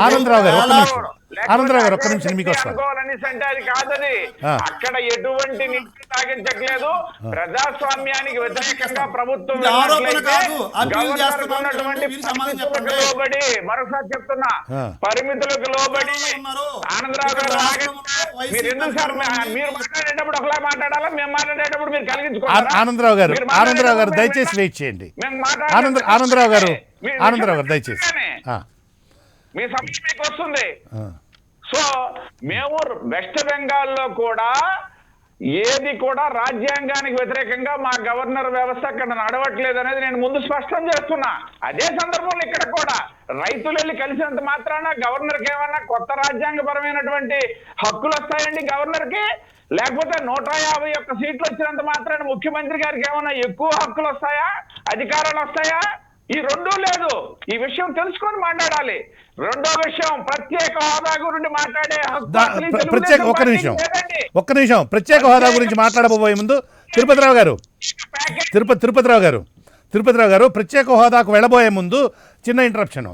మీరు గతంలో కనుక గమనించున్నట్లయితే కాంగ్రెస్ ప్రభుత్వం సెంటర్లో అధికారంలో ఉన్నటువంటి అనేక దశాబ్దాల పాటు ప్రతి కాంగ్రెసేతర ప్రభుత్వాన్ని ముప్పు తిప్పలు పెట్టి 3 చెరువులు నీళ్లు తాగించింది గవర్నర్ వ్యవస్థను అడ్డం పెట్టుకొని. మీరు ఎందుకని ఇలా చేయడం లేదో మిమ్మల్ని నిలదీస్తున్నాం ఇప్పుడు మేము. మా విధానం అది కాదు.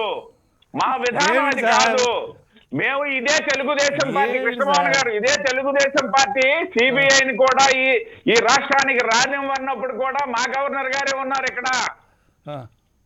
మేమేమీ చేయలేదు. గో బ్యాక్ మోడీ అని చెప్పి నల్ల బెలూన్లు ఎగరేసినప్పుడు మోడీ గారు ప్రధానమంత్రిగా ఉన్నప్పుడు కూడా మేమేమీ చేయలేదు. మా విధానం అది కాదు. ప్రత్యేక హోదా విషయంకి వస్తే ప్రత్యేక ప్యాకేజీ ముద్దని చెప్పి చంద్రబాబు నాయుడు గారు అసెంబ్లీ సాక్షిగా ఒప్పుకొని ఎస్పీవి స్పెషల్ పర్పస్ వెహికల్ ఏర్పాటు చేయకుండా ఆ ప్యాకేజీని రాష్ట్రానికి రాకుండా చేసుకున్నటువంటి ఘనత వీళ్ళదే. 3వ అంశం, రాజధాని విషయంలో ఇవాళ వైసీపీకి అస్త్రాన్ని ఇచ్చింది తెలుగుదేశం పార్టీ. ఇవాళ ఒక ఎస్ఎఫ్టీకి 9,000 నుండి 12,000 ఖర్చు పెట్టి తాత్కాలిక భవనాలు నిర్మిస్తారా? ఎన్ని లక్షలు పెడితే శాశ్వత భవనాలు అవుతాయి?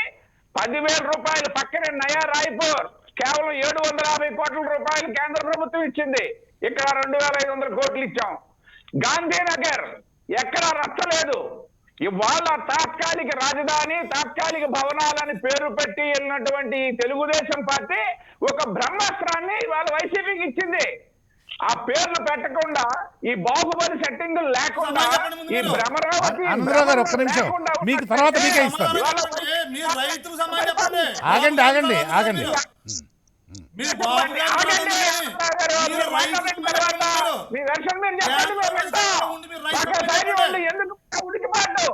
ఎందుకు మీకు ఉలికిపాటని చెప్పనివ్వండి.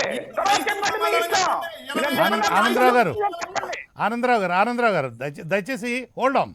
కొంచెం ఓపిక పట్టండి, కొంచెం సహనం వహించండి. మీ టర్న్ ఇప్పుడు ఇమ్మీడియట్గా మీ టర్న్ వస్తుంది. మీరు తిరుపతిరావు గారు చెప్పదలుచుకున్నటువంటి విషయం చెప్పిన వెంటనే మీరు చెప్పచ్చు, మీరు మాట్లాడవచ్చు. చెప్పండి తిరుపతిరావు గారు చెప్పండి. మేము ఇక్కడ చెప్పేది ఒకటే, అసలు ఇవాళ వైసీపీ రాజధాని అంశంలో వాళ్ళేమి ఎన్నికల ముందు చెప్పలేదు, మేనిఫెస్టోలో పెట్టలేదు, ఎన్నికలు అయిన తర్వాత 6 మాసాల వరకు పెదవి విప్పలేదు. ఎందుకు వెళ్ళిపోయారనేసి అంటే తెలుగుదేశం చేసిన తప్పుదము. తాత్కాలికం అనే పదం వాడినందువల్ల ఇవాళ రాష్ట్రానికి పట్టినటువంటి ఒక దుర్గతి. ఈ చర్చ అసలు రాజధాని గురించి ఎక్కడైనా చర్చ జరిగిందండి? జార్ఖండ్ విడిపోయినప్పుడు చర్చ జరిగిందా ఎక్కడైనా? లేకపోయినట్టయితే ఉత్తరాఖండ్ విడిపోయినప్పుడు చర్చ జరిగిందా? గుజరాత్ విడిపోయినప్పుడు గాంధీనగర్ కోసం చర్చ జరిగిందా ఎక్కడైనా? లేకపోయినట్టయితే నయా రాయ్పూర్ కట్టినప్పుడు ఛత్తీస్గఢ్ లో చర్చ జరిగిందా? శ్రీరామకృష్ణ ఎక్కడ గారు జరిగింది? ఆరోపణలు చేయడం, విడిపోయినట్టు ఆయన- జరిగిందా? ఆయన ఇవాళ సమర్థించుకోవడం తెలుగుదేశం కాదండి. పార్టీ తాలూకా తెలుగుదేశం పార్టీ అధికారంలో తాలూకా ఒక ఉన్నారు, మేము లేము. ఒక బ్రహ్మాస్త్రం అధికారంలో ఉన్నప్పుడు ఇచ్చింది. ఏం చేస్తారో చెప్పాలి. అందుకే రాజకీయ ఆరోపణలు చేయకూడదు. ఆనందరావు గారు వస్తున్నా మీ దగ్గరికి. ఏమంటే అధికారంలో ఉన్న వాళ్ళు రాజ్యాంగం ప్రకారంగా సమాధానం ఆనందరావు గారు చెప్పాలి. ఆనందరావు గారు మీ టర్న్ వచ్చినప్పుడు మీరు చెప్పదలుచుకుంది మొత్తం చెప్పండి. చేస్తారండి వీళ్ళు. ఆనందరావు గారు మీ టర్మ్ వచ్చినప్పుడు మీరు ఇష్టం వచ్చినట్టు మాట్లాడండి. మధ్యలో ఎందుకు సార్ ఆ ఉలికిపాటు మీకు? ఒకటే టైంలో ఇద్దరు మాట్లాడడం వల్ల ఒకటే టైంలో ఇద్దరు మాట్లాడితే వినపడదు సార్. ఒకటే టైంలో ఇద్దరు మాట్లాడితే వినపడదు. దయచేసి ఈ విషయం గమనించండి. మీ టర్న్ వచ్చినప్పుడు భారతీయ జనతా పార్టీని ఎండగట్టండి. మేము మాట్లాడేటప్పుడు చెప్పక్కర్లేదు, మీరు మాట్లాడేటప్పుడు మేము నోట్ చేసుకొని మరి చెప్తున్నాం. ఓకే తిరుపతిరావు గారు గో అహెడ్. కాబట్టి ఈ 3 విషయాలు నాకు వారు ప్రశ్నించడం జరిగింది. ఈ 3 విషయాల్లో నేను చెప్పేది ఇదే. దీనికి ఏమన్నా సమాధానం ఉంటే ఈ భ్రమరావతి చేసినందువల్ల ఇచ్చినటువంటి ఒక బ్రహ్మాస్త్రం వైసీపీకి, లేకపోతే వైసీపీ అక్కడి నుండి ఇవాళ 1.5 సంవత్సరాలు అయింది.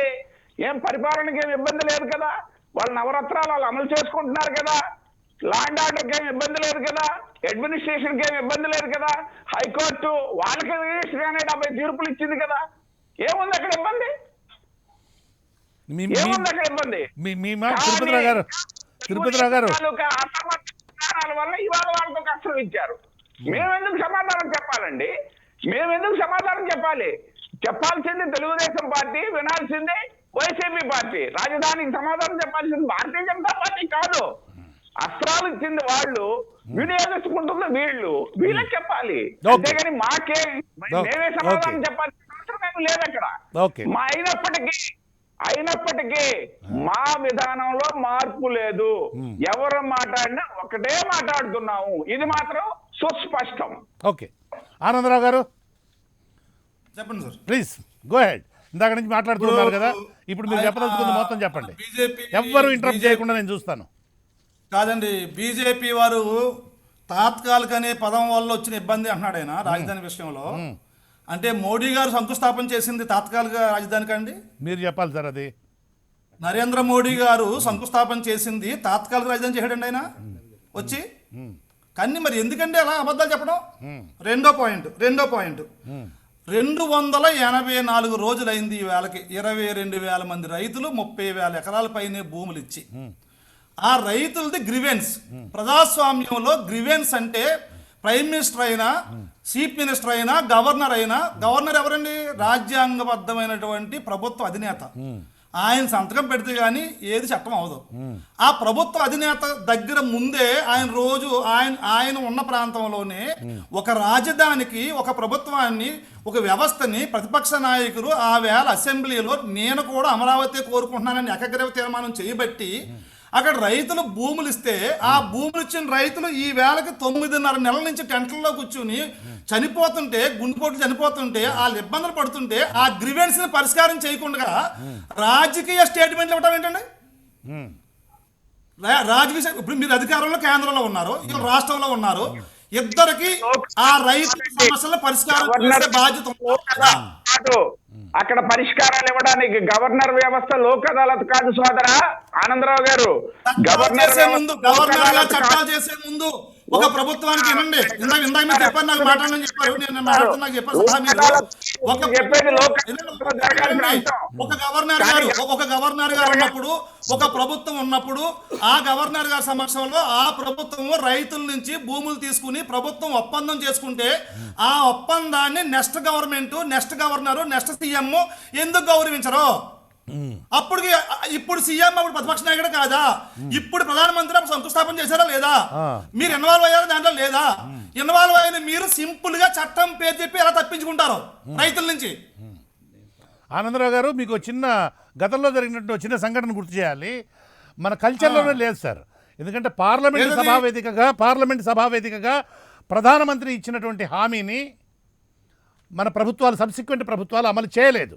రాష్ట్ర విభజనకు సంబంధించి అప్పటి ప్రధానమంత్రిగా ఉన్నటువంటి మన్మోహన్ సింగ్ రాజ్యసభలో ఇచ్చినటువంటి హామీని సబ్సిక్వెంట్ ప్రభుత్వాలు అమలు చేయలేదు. కాబట్టి హామీలు అమలు చేయకపోవడం అనేటువంటిది మనకు ఇవాళది కాదు, అనాదిగా వస్తున్నటువంటి చరిత్ర ఉంది. న్యాయవాదిని నేను చెప్తున్నాను. క్వశ్చన్ చూడండి. చెప్పండి. పాలసీలు పథకాలు వేరు.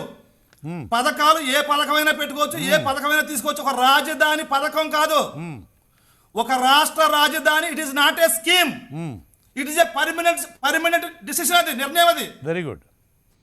పార్లమెంట్ సభా వేదిక మీద వినండి ఆనందరావు గారు, పార్లమెంట్ సభా వేదిక మీద ప్రధానమంత్రి ఇచ్చినటువంటి హామీ అనేటువంటిది చట్టంతో సమానమవుతుంది.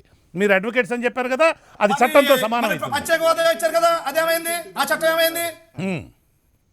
మీరు చెప్పండి. రాజ్యసభలో ఆ రోజు ఆ పార్లమెంట్ లో మీరు చెప్పిన వేదిక మీదే ప్రత్యేక హోదా ఇచ్చారు. మరి ఎందుకని ఇప్పుడు బీజేపీ గవర్నమెంట్ ఆ గవర్నమెంట్ అడుగుదాం సార్, మన ఇద్దరం కలిసి కుమ్మేద్దాం వాళ్ళని, మన ఇద్దరం కలిసి కుమ్మేద్దాం. స్టేట్మెంట్ ఇస్తారా? డిఫెన్స్ చేస్తారా? డిఫెన్స్ మీరు డిఫెన్స్ కాదు, న్యాయం చేయండి రైతులకి. అమరావతి రైతులకి న్యాయం చేయండి, డిఫెన్స్ చేయకండి. ఇందాక మన శ్రీధర్ గారు చెప్పండి, అమరావతి రైతులకి న్యాయం చేయండి అనే డిమాండ్ మీద ఆనందరావు గారు బాగా పట్టుదలతో ఉన్నారు. మన తిరుపతిరావు గారు కూడా అదే విషయం మీద ఉన్నారు. నేను ఇందాక ఓపెనింగ్ స్టేట్మెంటే చెప్పాను. ఇక్కడున్న 4-5 ఆంధ్ర రాష్ట్రంలో ఉన్న నాయకులు, పక్క రాష్ట్రం తెలంగాణ, ఇతర దేశాల్లో ఉన్న వాళ్ళు కూడా అమరావతి రైతులకు న్యాయం జరగాలి అనేది అంటే మీ ప్రభుత్వం న్యాయం చేయడానికి కట్టుబడి ఉన్నది. వైఎస్ఆర్సీపీ మళ్ళీ ఒకసారి స్పష్టంగా చెప్పండి. వైఎస్ఆర్సీపీ కట్టుబడి ఉన్నది. దేనికి? ఏదైతే 64,000 మంది ఎవరికైతే ప్లాట్స్ అలాట్ చేశారో వాళ్ళకి రోడ్డు, డ్రైనేజ్, కరెంట్ ఇచ్చి న్యాయబద్ధంగా వాళ్ళకి హ్యాండ్ ఓవర్ చేసి వాళ్ళు కట్టుకునే విధానికి ఆస్కారం చేయవలసిన బాధ్యత మాది. మీ ప్రభుత్వాన్ని మేము చేస్తాం. అది కోరుకుంటున్నది నేను ఒక్కనే కాదు, అది కోరుకుంటే నేను ఒక్కనే కాదు, వీళ్ళందరూ కూడా ఉన్నారు అంటున్నాను. ఆ క్రెడిట్ అందరికీ ఇస్తున్నాను, వాళ్ళు అదే కోరుకుంటున్నారు. ఒక్కసారి ఆనందరావు గారు మీ ఫ్యాక్ట్స్ ఫిగర్స్ రాంగ్ చెప్తాను మీకు. ఆనందరావు గారు వినండి, తర్వాత మళ్ళీ మీరు రెస్పాండ్ అవుతారు. కానీ ముందు దయచేసి వినండి. ఇప్పుడు వైసీపీ ప్రతినిధి ఉన్నారు ఇక్కడ. ఆనందరావు గారు దయచేసి వినండి. ఆయన చెప్పేది మీరు ఒక డిమాండ్ చేశారు, ఆ డిమాండ్ మీద వారు రెస్పాండ్ అవుతున్నారు. ఆయన మళ్ళీ మీరు క్రాస్ చెక్ చేయండి. చెప్పండి, మీరు చెప్పిందే చెప్పండి. ఆయన వినట్లేరు. 22,000 మంది రైతులు అంటున్నారు. 22,000 మంది కాదండి, 29,000 రైతులు, 33,000 ఎకరాలు. That's a quantified figure in CRDA. అందులో ఇన్సైడర్ ట్రేడింగ్ చేసింది 4,000 చిల్లర ఎకరాలు. దెన్ 11,000 రైతులే ఉన్నారు ఈరోజు ఒరిజినల్ అలాటీస్ ఏదైతే సిఆర్డీలో ఫిక్స్ చేసింది. మిగతా 18,000 మంది థర్డ్ పార్టీ ట్రాన్స్ఫర్స్ అయిపోయినాయి. ఇది అఫీషియల్ స్టేట్మెంట్ అసెంబ్లీలో ఉన్నది. ఏది 29,000 మంది రైతులు, 33,000 ఎకరాలు అనేది సిఆర్డిఏలో ఆ రోజు భూమి తీసుకున్నప్పుడు ఫిక్స్ చేసింది టీడీపీ ప్రభుత్వం. ఆ తర్వాత ఇన్సైడర్ ట్రేడింగ్ చేశారు 4,000 చిల్లర ఎకరాలు. ఆ లిస్టు అదంతా ఎంక్వైరీ నడుస్తుంది. దెన్ ప్రస్తుతం రైతులు అన్నది 11,000 మందే ఉన్నారని చెప్పి మేము వైఎస్ఆర్సీపీ ఫ్లోర్ ఆఫ్ ద అసెంబ్లీలో చెప్పాం. సో ఆ ప్రభుత్వం చెప్పింది నిజం, ఈ ప్రభుత్వం చెప్పింది కూడా నిజమే. ఫ్యాక్ట్ అండ్ ఫిగర్స్ ఉన్నాయి, అందరూ కూడా. ఈరోజు లేవనెత్తిన అంశాలు ఇందాక తెలుగుదేశం నాయకులు అంటున్నారు, అదేంటిది అలా అన్నారు. మోడీ గారు, నరేంద్ర మోడీ గారు భారతదేశ ప్రధానమంత్రిగా అమరావతికి వచ్చి ఫౌండేషన్ స్టోన్ వేశారు. ఫౌండేషన్ స్టోన్ ఈరోజు కూడా ఫౌండేషన్ స్టోన్లానే ఉంది. అదే తిరుపతిరావు గారు చెప్తున్నారు, అదే నేను చెప్తున్నా, అదే ప్రజలందరికీ తెలుసు. అందుకనే తెలుగుదేశం ఓడిపోయింది. ఆఖరికి ఆ మంగళగిరి ఆ ఎమ్మెల్యే కూడా ఓడిపోయారు. ఫౌండేషన్ స్టోన్ ఈరోజు కూడా ఫౌండేషన్ స్టోనే ఉంది. అక్కడ కట్టలేదు కదా, వేరే చోట కట్టి అది టెంపరీ బిల్డింగ్లన్నీ కట్టానన్నారు. అది వేరే పర్పస్కి వాడుకుంటానన్నారు. ఒకటి. రెండోది, ఇప్పుడు మేజర్గా తెలుగుదేశానికి ఇబ్బంది వచ్చే విషయం ఏంటంటే, తెలంగాణ రాష్ట్రంలో ఒక 10 ఎకరాల్లో సెక్రటేరియట్ కడుతున్నారు. 750 కోట్లతో కడుతున్నారు. ఇది తెలంగాణ రాష్ట్రంలో ల్యాండ్ ఎలాగా ఇదే. సెంట్రల్ గవర్నమెంట్ కూడా అక్కడ పార్లమెంట్లో కొత్త ఎన్ఎక్స్ బిల్డింగ్ కడుతున్నది. టాటా వాళ్ళు వచ్చి లేదు మేము అది సింబాలిక్గా మేము కొంత కంట్రిబ్యూట్ చేసిన ఏదేమైనా కూడా 750-800 కోట్లు 1,000 crores అన్నా కూడా మేము కంట్రిబ్యూట్ వాట్ ఎవర్ మా బాధ్యత అది సెంట్రల్ పార్లమెంట్ అని చెప్పి హయ్యర్ సైడ్ 1,000 crores అన్నా కూడా 700-800 యాక్చువల్లీ పార్లమెంట్ అది కూడా ఒక 5 లక్షల స్క్వేర్ ఫీట్. తెలంగాణ రాష్ట్రంలో మళ్ళీ రివైజ్ చేసి 7 లక్షల స్క్వేర్ ఫీట్ ఇక్కడ. అది 1,000 కోట్లు అనుకున్నా, ఇది 1,000 కోట్లు అనుకున్నా కూడా చంద్రబాబు నాయుడు ఖర్చు పెట్టిన 10,000 కోట్ల మటుకు లేదు. సో ఈరోజు డిఫెన్స్లో ఎవరు పడ్డారంటే తెలంగాణ రాష్ట్రం సెక్రటరీ బిల్డింగ్, సెంట్రల్ పార్లమెంట్ కట్టిన బిల్డింగ్ వలన మళ్ళీ చంద్రబాబు నాయుడు గారు డిఫెన్స్లో పడిపోయారు. సమాధానం చెప్పుకునే దుస్థితిలో నేనైతే లేవనెత్తుతాను. ఆల్రెడీ తిరుపతిరావు గారు లేవనెత్తారు. 10,000 రూపాయలు పర్ స్క్వేర్ ఫీట్ ఏంటండి బాబు, 10,000 11,000 ఇంచుమించుగా పర్ స్క్వేర్ ఫీట్ ఏంటి, అది కూడా టెంపరీ బిల్డింగ్ కట్టారు. ఆయన పెద్ద పాయింట్ కనిపెట్టారు. నరేంద్ర మోడీ గారు పెట్టిన ఫౌండేషన్ స్టోన్లో అది కదా మళ్ళీ వెనక్కి వెళ్తా ఎలాగ వెళ్తారన్నారు. ఒక్క నిమిషం బ్రదర్, ఒక్క నిమిషం. నరేంద్ర మోడీ గారు పెట్టిన ఫౌండేషన్ స్టోన్ ఏమీ కట్టలేదు, అది అలాగే ఉంది. రెండో అంశం, ఒక మాట ఇచ్చిన తర్వాత ఆ మాట ఫాలో అయిపోవాలంటున్నారు. చంద్రబాబు నాయుడు గారు 2014, 2019, 2018లో నాకు స్పెషల్ కేటగిరీ స్టేటస్ కావాలని రెజల్యూషన్ చేశారు ఢిల్లీకి. మళ్ళీ స్పెషల్ కేటగిరీ స్టేటస్ అంతకంటే బ్రహ్మాండమైన ప్యాకేజీ నేను సంపాదించేశాను, నభూతో భవిష్యత్ నరేంద్ర మోడీ గారు అంత గ్రేట్ ప్రధానమంత్రి ఎవరూ లేరు, స్పెషల్ పర్పస్ వెహికల్ ద్వారా నేను సాధించేస్తున్నానని చెప్పి మళ్ళీ రెజల్యూషన్ పాస్ చేశారు. మళ్ళీ ఆఖరి సంవత్సరం నానా మాటలు మన బాలకృష్ణ గారు పెద్ద మనిషి అనకూడని మాటలతో అంటే కూడా నవ్వుకున్నారు, కానీ వీళ్ళు వదిలేశారు. Chandrababu Naidu and syndicate and Chandrababu Naidu coterie team మటుకు చాలా నానా మాటలు అన్నారు. పర్సనల్ అటాక్ కూడా చేశారు. నరేంద్ర మోడీ గారు వచ్చినప్పుడు ఆయన ప్రధానమంత్రిగా ఆయన ప్రోటోకాల్ ఉంది, Z+లో ఉన్నారు, వివిఐపి. ఆయన కూడా నల్లబెల్లులు వేశారు ఆయన హెలికాప్టర్లో వెళ్తున్నప్పుడు. అమిత్ షా ప్రైవేట్ ఫ్యామిలీ, అది కూడా తిరుపతి కొండ మీదకి వెళ్తున్నప్పుడు కూడా ఆయన కాన్వాయ్ ఉన్న కారులో 2-3 అద్దాలు పాల్గొట్టారు. అంటే ఎంత అసభ్యం, అగౌరవం. ఏదైనా మీటింగ్కి వచ్చారనుకోండి ప్రొటెస్ట్ చేయొచ్చు. స్వామివారి దర్శనం ఫ్యామిలీ మెంబర్స్తో ఒక కొండపైకి వెళ్తుంటే అలిపిరి దగ్గర జెండాలు పెట్టారు, ఓకే, నో ప్రాబ్లం. అక్కడ కూడా అది అవసరం లేదు.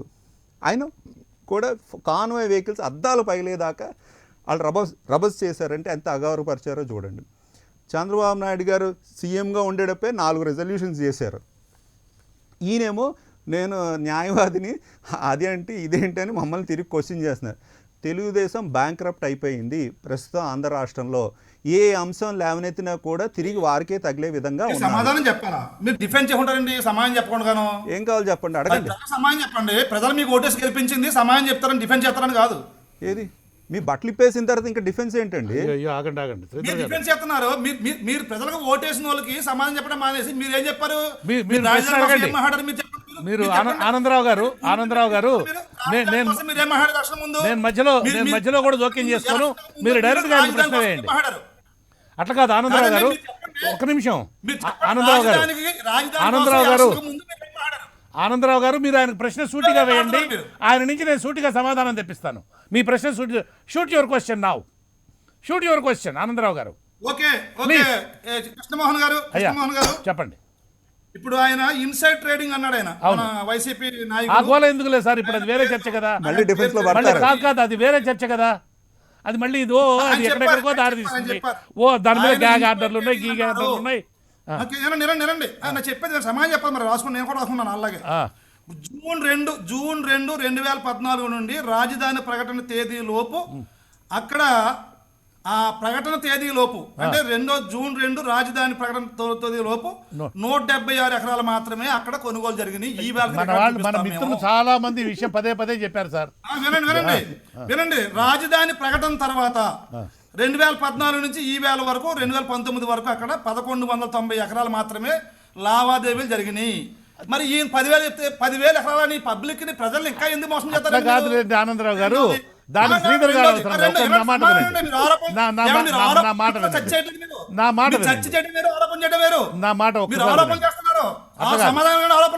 అట్లా కాదు. ఆనందరావు గారు ప్లీజ్ కైండ్లీ లిసన్. దయచేసి నేను చెప్పేది వినండి. నేను చెప్తాను వినండి. వీటన్నిటి మీద దర్యాప్తు జరుగుతుంది. దర్యాప్తు జరిగినప్పుడు అది ఆ విషయం మళ్ళీ చర్చ పెట్టుకుందాం. మీరే వద్దురు కానీ శ్రీధర్ గారు, తిరుపతి రావు గారు, మేడం అందరిని పిలుస్తాను, ఇదే బ్యాచ్ పిలుస్తాను, మళ్ళీ చర్చిద్దాం. ఇప్పుడు మనం వేరే చర్చ. ఇప్పుడు అట్లా కాదు, నా ముందే ఇప్పుడు మీరు SFT 10,000 రూపాయలు చెప్పారా లేదా? చెప్పారు. ఖచ్చితంగా బిల్లులు ఆ మేరకు బిల్లులు సబ్మిట్ చేశారు కదా.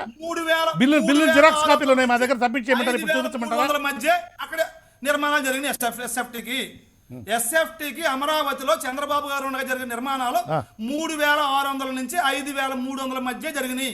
10,000 ఎక్కడ జరిగింది? అంటే ఓకే. మీరు ప్రజల్ని ఇంకా మోసం చేస్తారా? ఓకే. గెలవక ముందు మోసం అయినా చేస్తారు. ఈ వ్యవహారాలు ఒక్క అయిపోయిందా? నిమిషం. దాంట్లో క్లాజ్ ఏం పెట్టారో తెలుసా బ్రదర్? బ్రదర్ ఇప్పుడు మోసం చేస్తారు ప్రజల్ని మీరు? బ్రదర్ మీరు అన్నది నేనేమి అబద్ధం అనట్లే. ఒక్క నిమిషం వినండి. మీరు చాలా సంతోషంగా అడ్మిట్ చేసినంత సంతోషం. మీరు చెప్పింది 3,500 నుంచి 5,500 దాకా మీరు అగ్రి పర్ స్క్వేర్ ఫీట్ అన్నారు. per square feet. Per square 5,300 3,600 నుంచి సరే అన్నారు కదా. దానికి కింద ఆ అగ్రిమెంట్లో కింద క్లాజ్ ఏం రాశారో తెలుసా అండి? ఆ 3 కంపెనీలకి పలానా టైంలో కానీ మీరు కట్టేస్తే 1.5 టైమ్స్ ఇస్తాం, 35% ఎక్స్ట్రా ఇస్తాం. పలానా టైంలో కట్టకపోయినా 35% ఎక్సెస్ పే చేశారు. రెండోది మేము ఎవరికి పే చేయలేదు. అరే Okay, బ్రదర్ okay. నేను Okay, చూసి anyway, నేను కాదు anyway, మీరు this is not the చెప్పింది- topic of today's discussion. Anyway, this is not the topic of today's discussion. అయ్యా తిరుపతిరావు గారు, మీ మీద పెద్ద బాంబు వేయబోతున్నాం. ఇప్పుడు మీరు రాయలసీమ డిక్లరేషన్ అని అంటూ ఒకటి 2018 మే నెలలో అనుకుంటాను, మే నెలలో ఒక్క నిమిషం ఆనందరావు గారు, బీజేపీ వాళ్ళ సంగతి చూద్దాం కొంచెం. 2018 మే నెలలో రాయలసీమ డిక్లరేషన్ గురించి మీరు ఆమోదించారు.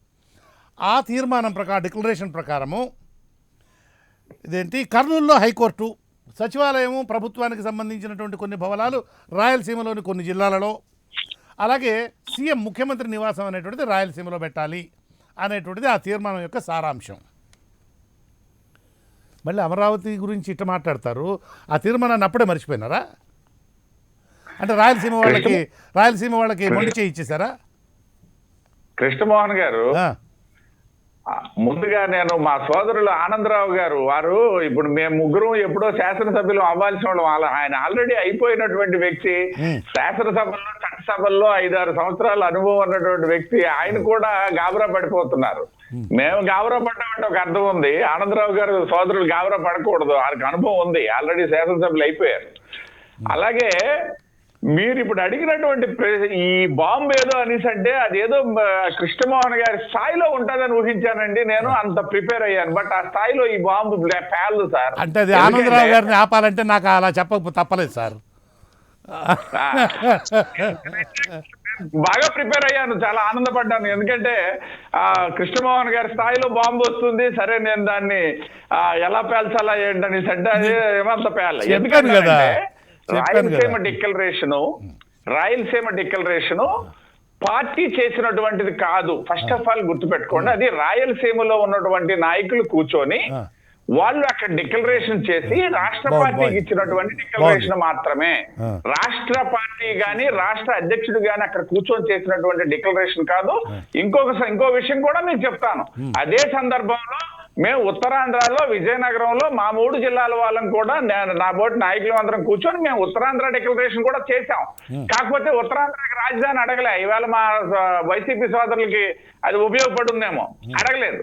రాయలసీమలో హైకోర్టు గురించి అడిగిన మాట వాస్తవం. మేము హైకోర్టు రాజధాని రాజధాని అనే దానికి ఒప్పుకోం. ఎందుకంటే మా సోదరులు శ్రీధర్ గారు ముందే చెప్పారు, అలహాబాద్ లో హైకోర్టు ఉంది, అంత మాత్రం న్యాయ రాజధాని అనట్లేదు కదా. కాబట్టి రాజధానికి న్యాయ రాజధాని కావాలని అడిగిన వాళ్ళం కాదు, మేము న్యాయస్థానం కావాలని అడిగినటువంటిది. అది కూడా నేను మరోసారి అంటే భలే ఉన్నారు తిరుపతిరావు గారు. న్యాయ రాజధాని, శాసన రాజధాని, ఆగండి, న్యాయ రాజధాని, శాసన రాజధాని, మరో రాజధాని అని ఉంటుందా? ఎక్కడా లేదు ప్రపంచంలో అట్లా. మనం వ్యవహారంలో అనుకుంటాం అలా. నేను అనట్లేదు, వైసీపీ సోదరులు చెప్తున్నది అక్కడ న్యాయ రాజధాని, శాసన రాజధాని, ఇక్కడేమో పరిపాలనా రాజధాని అని వాళ్ళు అంటున్నారు. నేను అనట్లేదు సార్, అది వ్యవహారంలో వాడే పదం. నేను అదే చెప్తున్నా. కాబట్టి ఆ రాష్ట్ర అధ్యక్షుడు స్థాయిలో కూర్చొని చేసింది కాదు, రాష్ట్ర అధ్యక్షులకి సబ్మిట్ చేసినటువంటి డిక్లరేషన్. రెండవది, ఇందాక మా సోదరులు ఆనందరావు గారు చెప్తూ రాజధానికి నరేంద్ర మోడీ గారే శంకుస్థాపన చేశారు కదా, అప్పుడు తాత్కాలికం అని తెలీదా అని అడిగారు నాకు. తాత్కాలికం అనే పేరు అప్పుడు పెట్టలేదండి. ఇంకొకటి, మా సోదరులు శ్రీధర్ గారిని కూడా నేను తప్పడుతున్నా. ఎందుకని అంటే ఆయన ఏమంటారు, మోడీ గారు శంకుస్థాపన చేసిన దగ్గర ఏమీ కట్టలేదు అంటారు. కానీ మోడీ గారు శంకుస్థాపన చేసింది ఆ ప్రాంతానికి కాదండి, అమరావతి అనే ఒక భ్రమరావతిని తర్వాత చూపించారు. కానీ అప్పుడైతే అమరావతి రాజధాని మొత్తానికి, అన్ని అందులోనికే వస్తాయి. ఇప్పుడు ఉన్నటువంటి వ్యవస్థ అంతా అందులోనికే వస్తుంది. కానీ దీనికి కూడా మోడీ గారు శంకుస్థాపన చేసినప్పటికీ అయ్యా మేము తాత్కాలికంగా కడతామని మోడీ గారికి చెప్పలేదు, మాకు చెప్పలేదు. అన్ని రాజధాని పరిధిలో ఉంటాయని చెప్పేసి రాష్ట్ర ప్రభుత్వం ఆవేళ మోడీ గారిని తెచ్చింది, శంకుస్థాపన చేసింది. అంతేగాని ఆనందరావు గారు చెప్పాను సార్, మేము ఇంకా బయటకు తక్షణం మీరు ఆ మాట ఉపసరించుకోవాలా? ఏమన్నా డిబేట్ మీరు కూడా చెప్పాలి. అది తాత్కాలిక రాజధాని అని ఎక్కడ అనలేదు, తాత్కాలిక భవనం అన్నారు, తాత్కాలిక అసెంబ్లీ అన్నారు, తాత్కాలిక సెక్రటరీ అన్నారు. ఎవరు ఉపసంహరించుకోవాల్సింది ఏమీ లేదు. ఇక్కడ రికార్డుల్లో ఉన్నాయి, రికార్డుల్లో ఉన్నటువంటి అంశం అది, రికార్డుల్లో ఉన్నటువంటి అంశము ఎవరు దాచేసేది కాదు. అది మోడీ గారు శంకుస్థాపన చేశారు. వదిలేస్తున్నాం, మీకే వదిలేస్తున్నాం, మీకు మీరు ఏదైనా పెట్టుకోండి, మీరు ఏది పెట్టుకున్నారు మీ ఇష్టం, అది మీ ఇష్టం, మాట్లాడినటువంటిది. కాకపోతే ఆవేళ మీరు తాత్కాలిక భవనాలను కూడా అనలేదు, రాజధాని శంకుస్థాపన తెచ్చారు మోడీ. తర్వాత పడ్డారు. ఆనందరావు గారు ఒక్క నిమిషం ఆగండి. ఆనందరావు గారు మీ తరఫున నేను మాట్లాడతాను. ఇప్పుడు తిరుపతిరావు గారు మీరు ఒక్క నిమిషం hold on, kindly hold on. ఇప్పుడు ఆయన ఆనందరావు గారు చెప్తున్నది ఏంటంటే తాత్కాలిక రాజధాని అనేటువంటి మాట మా నోట రాలేదు, తాత్కాలిక భవనం అని మాత్రమే మేము వ్యవహరించాము అని అన్నారు. ఇది ఇప్పుడు దీనికి చెప్పండి దయచేసి, దీనికి చెప్పండి. అది ఆనందరావు గారు బోన్ ఆఫ్ కంటెన్షన్. అది భవనాలు తాత్కాలిక రాజధాని, ఇక్కడ ఉన్న రాజధాని అంటే అక్కడ ఆ ప్రాంతంలో ఉండదు, వేరే ప్రాంతంలో ఉంటుంది. అది మేము ఆ బిల్డింగ్లు వేరే దానికి వాడుకుంటాం. అవన్నీ చెప్పింది వాళ్లే సార్. ఇందాక శ్రీధర్ గారు కూడా అన్నది కూడా అదేగా. రాజధాని నవనగరాలు ఒకసారి గుర్తుంచుకోండి సార్, నవనగరాలు అవునవును అసెంబ్లీ రికార్డ్స్ లో ఉన్నాయి మరేమైతే. కాబట్టి ఇవాళ నేను అదే చెప్తున్నా, ఇవాళ ఏదైతే తెలుగుదేశం పార్టీ నిజంగా చెప్పాలనేసి అంటే 3.5 సంవత్సరాలు అక్కడ పరిపాలించింది. ఇవాళ వీళ్ళు 1.5 year పైగా అక్కడే పరిపాలించారు, ఏ ఇబ్బంది లేదు. కానీ దౌర్భాగ్యం మనకి రాజధాని చర్చ. ఈ చర్చ అయినా నేను ఫైనల్ గా ఒకటే చెప్తున్నాను సార్. అది మీరు చెప్పబోయే ముందు ఒక నిమిషం, ఒక తిరుపతిరావు గారు అనే అంశము రాజకీయ కార్యకలాపాల పరిధి దాటిపోయింది. కేవలం న్యాయస్థానాల పరిధిలో మాత్రమే దీనికి సమాధానం దొరుకుతుంది, సొల్యూషన్ దొరుకుతుంది. అంతేగాని రాజకీయ ప్రక్రియ ద్వారా ఆంధ్రప్రదేశ్ రాజధాని అమరావతి, భ్రమరావతి, విశాఖపట్నమా లేకపోతే కర్నూలు అనే అంశం మీద రాజకీయ ప్రక్రియ ద్వారా ఇవాళ సమాధానం దొరికే పరిస్థితి లేదు. రాయలసీమ డిక్లరేషన్ ఒక్క నిమిషం తిరుపతిరావు గారు, రాయలసీమ డిక్లరేషన్ మీద మీరు ఇచ్చినటువంటి వివరణ ద్వారా అర్థమవుతున్నటువంటిది ఏంటంటే, బయటకు వస్తున్నటువంటి మెసేజ్ ఏమిటంటే కర్నూలులో హైకోర్టు పెట్టాలి అనేటువంటి దాన్ని మీరు డిజైన్ చేసుకున్నట్లుగా అనిపిస్తోంది. Is it right? ఒకసారి మళ్ళీ చెప్పండి సార్. రాయలసీమ డిక్లరేషన్లో ఎవరైతే ఉన్నారో అది ఆ తీర్మానం చేసింది, ఆ డిక్లరేషన్ చేసింది మేము కాదు, మా పార్టీ నాయకులు కాదు, మా పార్టీ అధ్యక్షుడు కాదు. అదేవిధంగా ఒక నిమిషం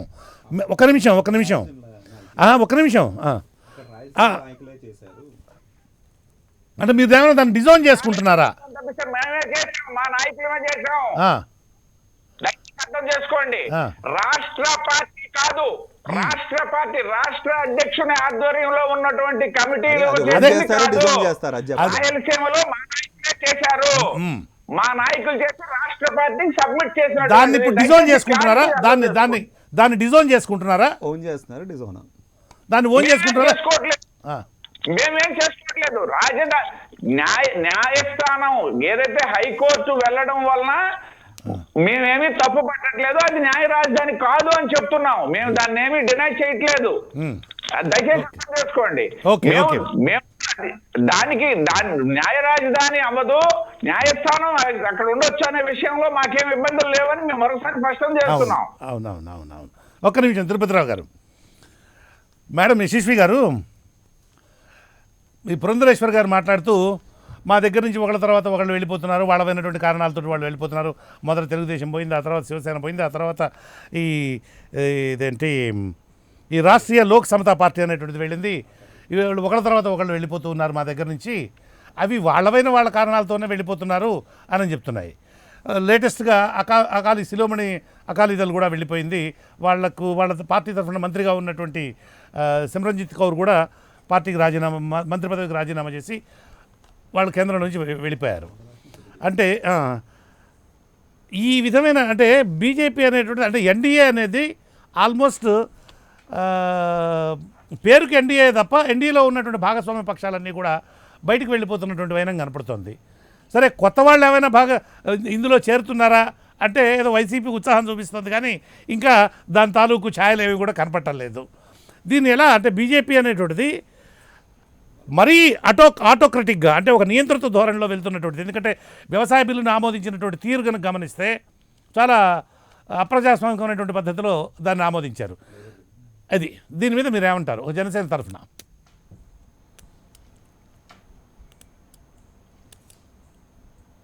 అప్రజాస్వామిక పద్ధతి అనేది మీరు ఉపసంహరించుకోవాలి సార్ పెద్దలు. అంటే నన్ను అడిగారు, మిత్రపక్షులు వస్తున్నాను ఉన్నారు, నేను ఒక మాట చెప్తానండి. ఇక్కడ ఏంటంటే బీజేపీలో ఉంటున్నారు, వెళ్ళిపోతున్నారు, కొంతమంది రిజైన్ చేశారు వ్యవసాయ బిల్లు వచ్చేటప్పుడు అని చెప్పడం జరుగుతుంది. మీరు అదే అంటే ఒకటండి, ఒక పొలిటికల్ పార్టీ అన్నప్పుడు వెళ్ళడాలు చేరికలు అలాగే ఉంటున్నాయి, వెళ్ళిపోవడాలు కూడా అలానే ఉంటాయి. ఈ ప్రత్యేకించి దాని గురించి ప్రతి పొలిటికల్ పార్టీలో జరిగే ఈ ప్రాసెస్లో ఇదొక భాగం. ఇది వెళ్ళేటప్పుడు కొన్ని ఏమంటారు బురద చల్లడం జరుగుతుంది, చేస్తారు. మొన్న వ్యవసాయ బిల్లు జరిగేటప్పుడు దాని విషయంలో కొంతమంది రిజైన్ చేయడం జరిగింది. దాంట్లో అన్నిటికంటే హైలైట్ ఏమంటే ఏపీలో ఎప్పుడు టామ్ అండ్ జెర్రీలాగా కొట్టుకునే 2 పార్టీలు మాత్రం దానికి మద్దతు ఇవ్వడం జరిగింది. సరే, ఆ బిల్లు విషయంలో మనం తర్వాత మాట్లాడదాం. అంటే ఈ టెక్నికల్ పాయింట్స్ వరకే నేను మాట్లాడదాం అనుకుంటున్నానండి. అయితే అక్కడ టామ్ అండ్ జెర్రీలా ఉన్నది, వీళ్ళు మాత్రం మద్దతు ఇచ్చారు. దానికి కారణాలు గూఢార్థాలు, చాలా పెద్ద పెద్ద అర్థాలు కూడా ఉన్నాయి. టీడీపీ వైసీపీ కూడా చేయడం జరిగింది.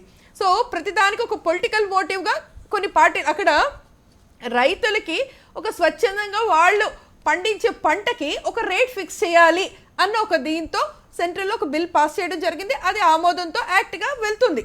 That is the general process. ఇక్కడ ఏంటి పార్టీలో చేరికలు వెళ్ళిపోవడాల గురించి అంటే it's a part and parcel of the any political party అని నా ఆలోచన అండి.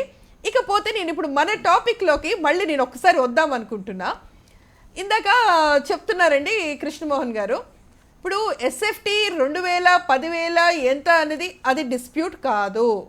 మొన్న అమరావతి విషయంలో ఆ డిస్కషన్ ఎందుకు జరుగుతుందో నాకు అర్థం కాలేదు. రెండోది, ఇక్కడ రైతుల గురించి ఇంత డిస్కషన్స్ ఇన్ని జరుగుతున్నప్పుడు ఇక్కడ అమరావతి నుంచి కోర్టులో అక్కడ స్టే ఉండి ఇన్ని జరిగాక కంటెంప్ట్ అని కాకుండా విశాఖపట్నంకి వైసీపీ దారి ఎందుకు వెళ్తుంది అదొకటి మీరు గమనించాలి.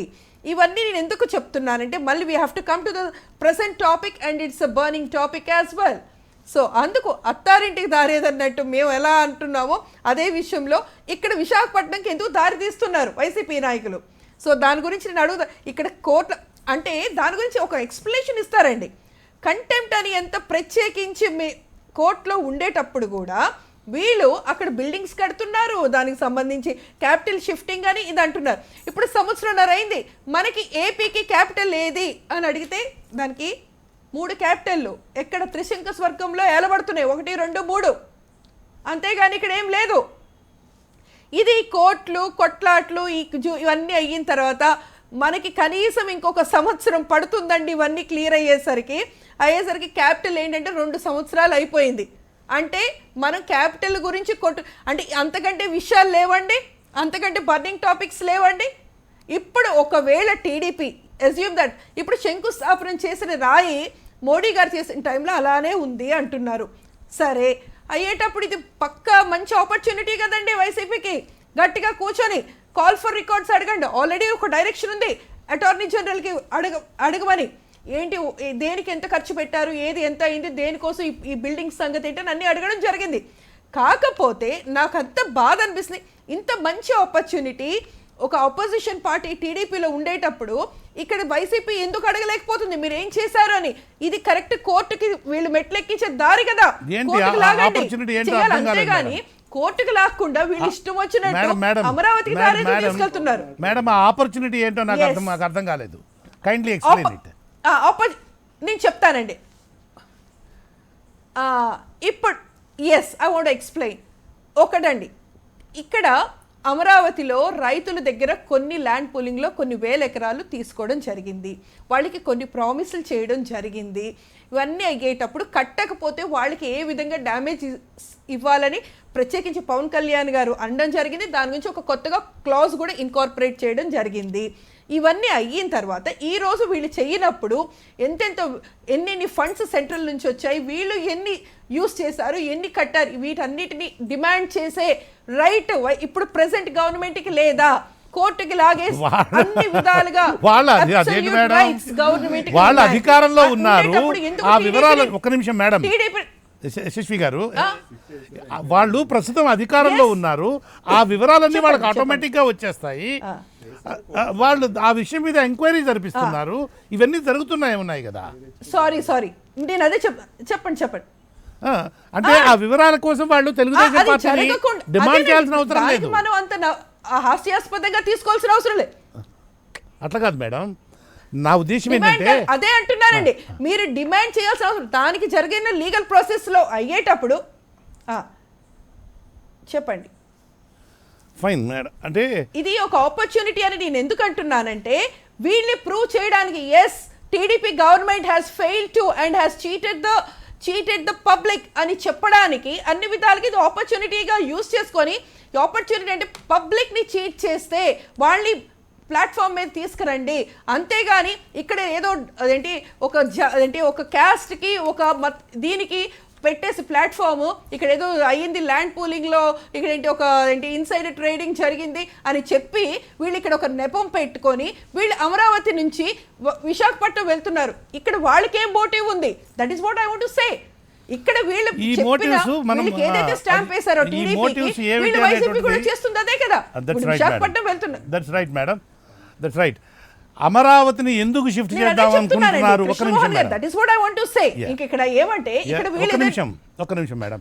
అమరావతిని ఎందుకు షిఫ్ట్ దలుచుకున్నారు అనేటువంటిది బహిరంగ సత్యం, అందులో ఏమీ సందేహమే లేదు. అయితే అది చర్చనీయాంశం కాదు, ఎందుకంటే ఇట్ ఈస్ మర్కీ పాలిటిక్స్, అది అందులో సందేహమే లేదు. అలాగే వైజాగ్ ఎందుకు, లేకపోతే వైజాగ్ కాకపోతే మరొక ప్రదేశానికి ఎందుకు తీసుకెళ్దాం అనుకుంటే అది కూడా బహిరంగ సత్యమే. సో దెర్ ఆర్ కొన్ని విషయాల్ని మనం మీడియాలో బహిరంగంగా చర్చించుకునే అవకాశం ఉంది. అదే అమరావతి కనుక అయ్యేట్లయితే తెలుగుదేశం పార్టీ పాలన అనేటువంటిది రాబోయే 250-300 సంవత్సరాల వరకు ఉంటుంది అనేటువంటి భయం ఈ వైసీపీ వాళ్ళల్లో ఉన్నది. ఇంతకన్నా స్పష్టంగా చెప్పడం అనేటువంటిది సభ్యత పర్మిట్ చేయదు. అందుకోసమనే వాళ్ళు భయపడుతున్నారు. వాళ్ళు ఒక రకంగా భయపడుతున్నారు. ఏమండి శ్రీధర్ గారు, మీరు చెప్పండి. అదే పరిస్థితి. అదేనండి కృష్ణమోహన్ గారు, మీరు చెప్పింది 100% వాస్తవం. ఒక్క నిమిషం మేడం. ఆంధ్ర రాష్ట్రం అంటే అమరావతి ఒకటే డెవలప్మెంట్ కాదు, ఆంధ్ర రాష్ట్రం అంటే 13 జిల్లాలు డెవలప్మెంట్. అమరావతిల గురించి మీరు ఏదైతే నిలదీయండి, పట్టుకోండి అంటే పట్టుకున్నాం, పట్టేసాం, అన్నీ చేసాం. ఏదైతే జనసేన నాయకులు, ఏదైతే తెలుగుదేశం నాయకులాగా ఎంక్వైరీ చేయండి మమ్మల్ని పట్టుకొని చూద్దాం తెలుగుదేశం నాయకులని పట్టుకుని కేసు వేసిన తర్వాత స్టే ఇవ్వండి, ఈ గ్యాగ్ ఆర్డర్ ఇవ్వండి, దీని గురించి చర్చించొద్దు, దీని మీద ఎంక్వైరీ చేయొద్దు, స్టే ఇవ్వండి, స్టే ఆఫ్ ద ప్రొసీడింగ్స్ అని చెప్పి ఒక 1 డజన్ కేసుల మీద ఏదైతే ప్రధానంగా చర్చలో ఈ రోజులో ఉన్నది అన్నిటికీ తీసుకున్నారు తెలుగుదేశం నాయకులు. దానికి వంత పాడింది వరలరామయ్య గారు, ఇంకో 2-3 brothers, Telugu Desam brothers.